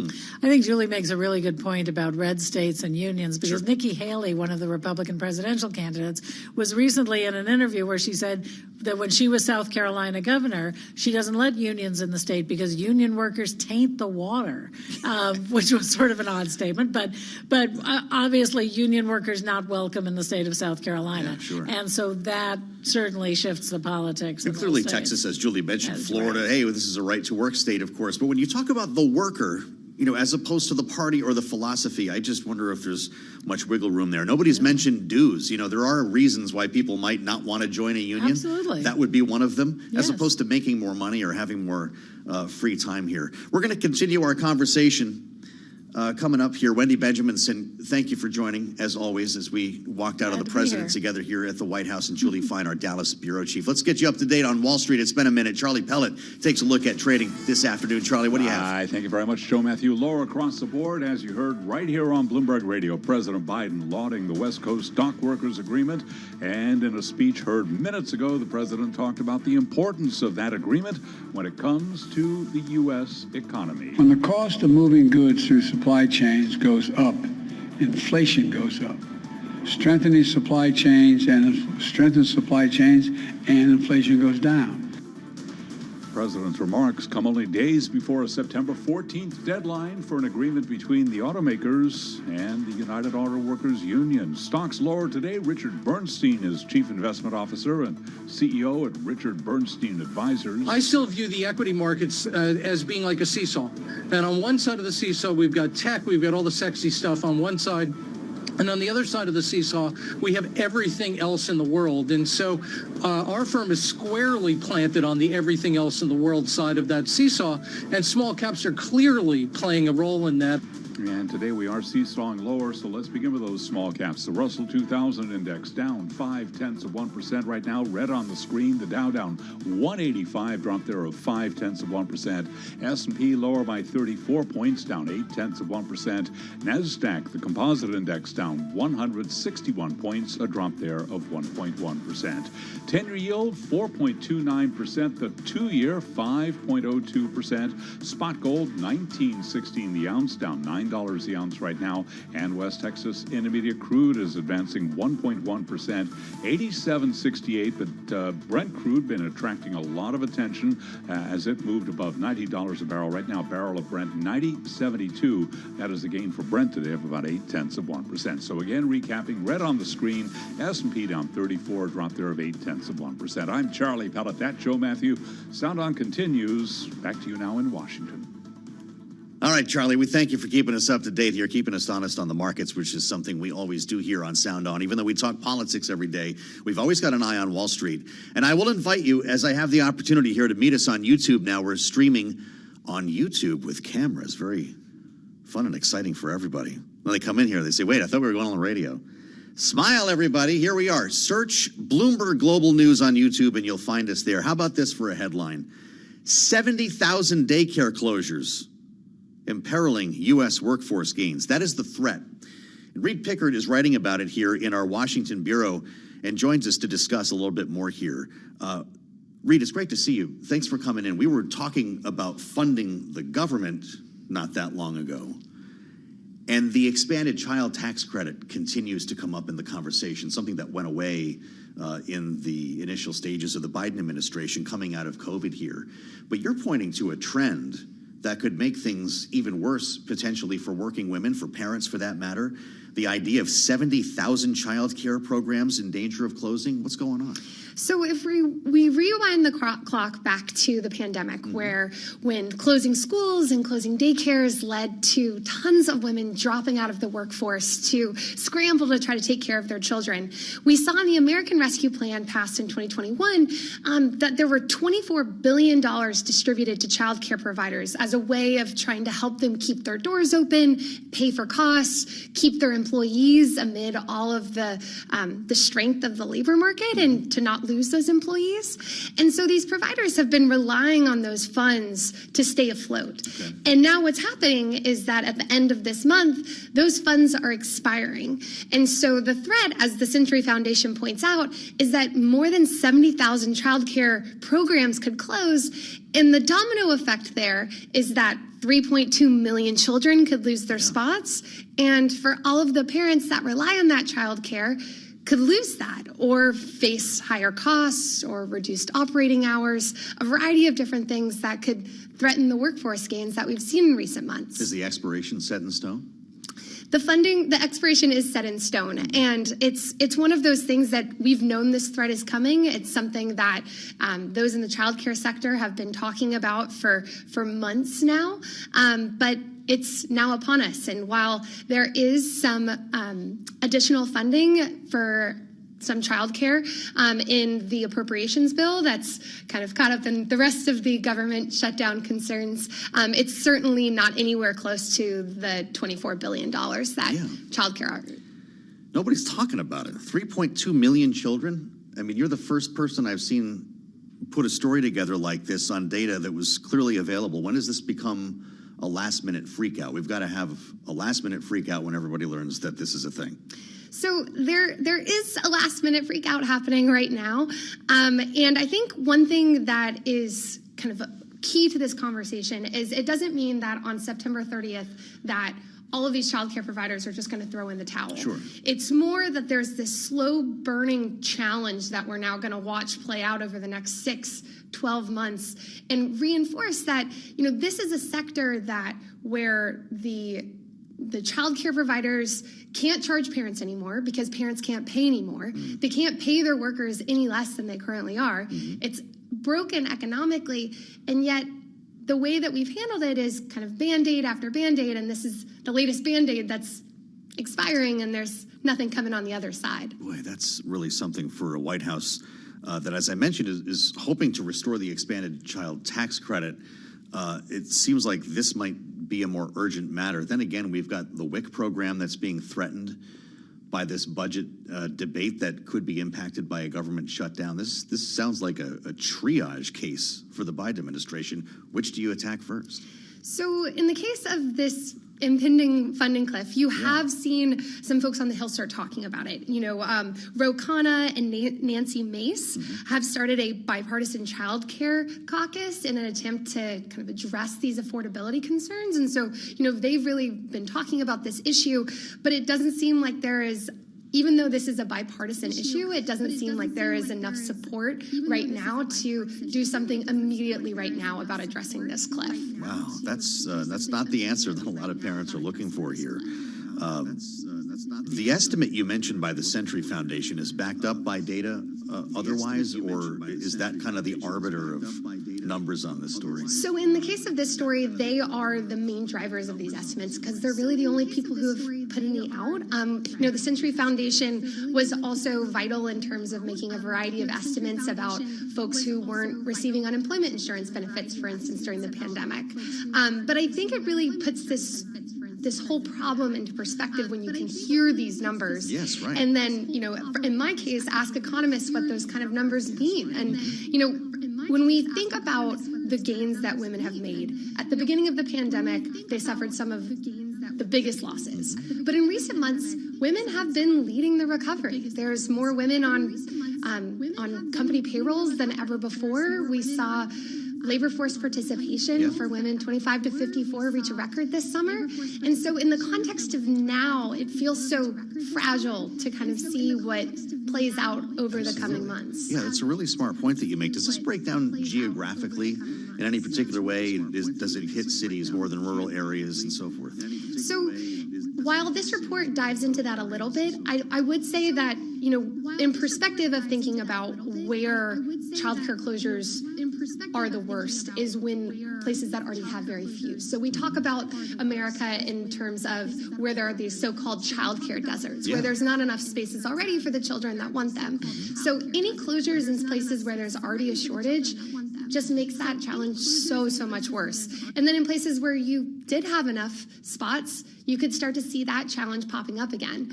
And when there's still a lot of job openings out there that companies, particularly small businesses, are having difficulties filling, you know, adding one more thing into the mix that might prevent workers from, you know, keeping their jobs or taking a new one is problematic for the economy writ large. Yeah, this is why it's pretty hard to quantify the overall economic impact, right? I mean, we can talk about the impact it will have on certainly on single parents, but when you start involving families, extended relatives are involved in daycare or are working to support daycare or that child, you can't really even put your finger on the ancillary damage, can you? Right, because yes, in some cases, this may be parents dropping out of the workforce, but in other cases, it may be switching to jobs that are less demanding or have less hours or pay less. And so effectively, you're working a job that doesn't live up to your economic potential, or you're relying on a patchwork collection of your family and friends to really step in, and that, you know, sends ripples through their lives and their ability to be a part of the workforce. You know, one thing that has stuck out to me in the pandemic recovery is we talk a lot about early retirements, and you've seen that in terms of men and women. But one of the main factors that's also driven this really, you know, low level of labor force participation among women 55 and older is stepping in to help with childcare for, you know, their grandchildren. So, you know, when it doesn't just impact these women that have children at home, it impacts their parents that are, you know, stepping in to help. Completely. The sandwich generation gets squeezed again. Reed, great reporting, and thanks for bringing it to us here. Reed Pickard, Bloomberg reporter in Washington with an important story on the terminal. You heard it here first. I'm Joe Matthew in Washington, the fastest show in politics. Some final thoughts ahead with Julie Fine. We'll check in on the impeachment trial in Texas. This is Bloomberg.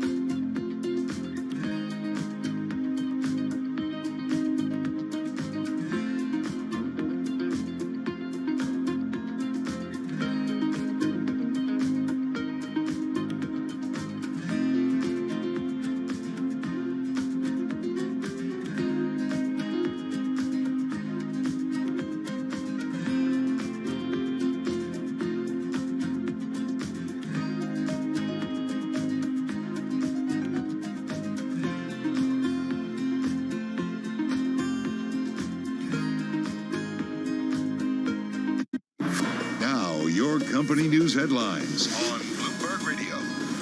From Bloomberg World Headquarters, I'm Charlie Pella. Delta Airlines has named former quarterback Tom Brady as a strategic advisor to help develop training and teamwork tools for employees and to take part in marketing the carrier's brand. And with more on the story, here's Bloomberg's Erica Herskowitz. Charlie, the five-time Super Bowl MVP quarterback who announced his retirement from the NFL in February, has been putting his celebrity status to work. In August, he invested in British football club Birmingham City, where he'll work with the board on marketing efforts. He also purchased a stake in the Las Vegas Aces, a WNBA team, in March. Delta CEO Ed Bastian says Brady, who signed a long-term contract with the Atlanta-based airline, will help accelerate Delta's drive to continuously improve.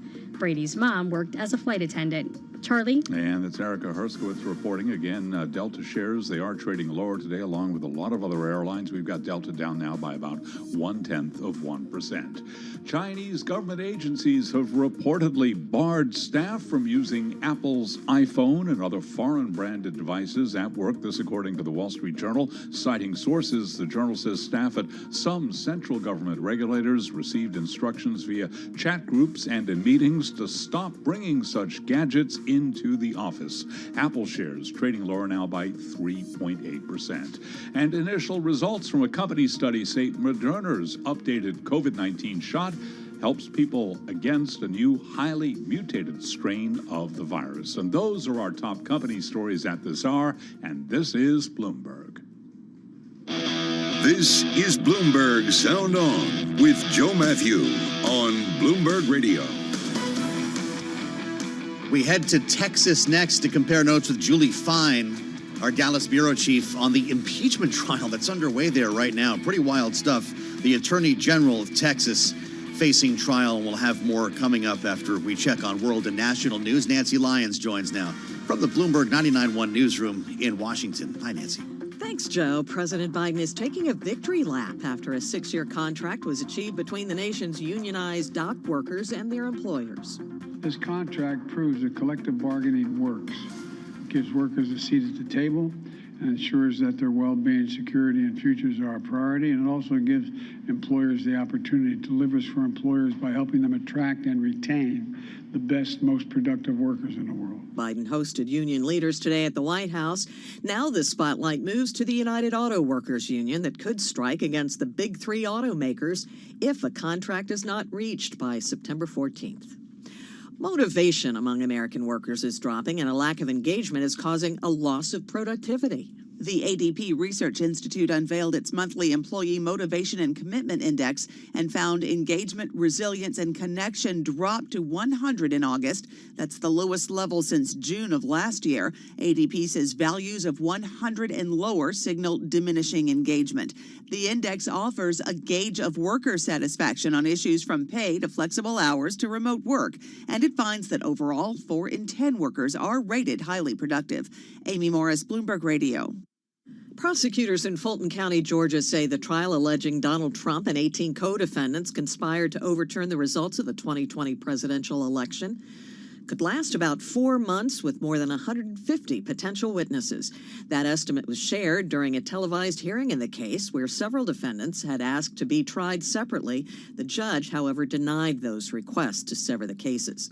Several voters in Colorado, including Republicans, are pushing to keep Donald Trump off the presidential ballot in 2024. They cite in their lawsuit that the Constitution bars officials from holding office if they engage in an insurrection against the government. They say Trump did just that on January 6th. Global news 24 hours a day, powered by more than 2,700 journalists and analysts in over 120 countries. I'm Nancy Lyons. Now back to you, Joe. Hi, Nancy. Thank you. The impeachment trial of Attorney General from Texas, Ken Paxton, continues in the Texas State Senate. And you know it is serious when they bring out the Sam Houston Bible. This is a very significant and serious occasion that will be in the history books. And I thought it appropriate to bring out the Sam Houston Bible, not just for Judge Myers and myself, but for each member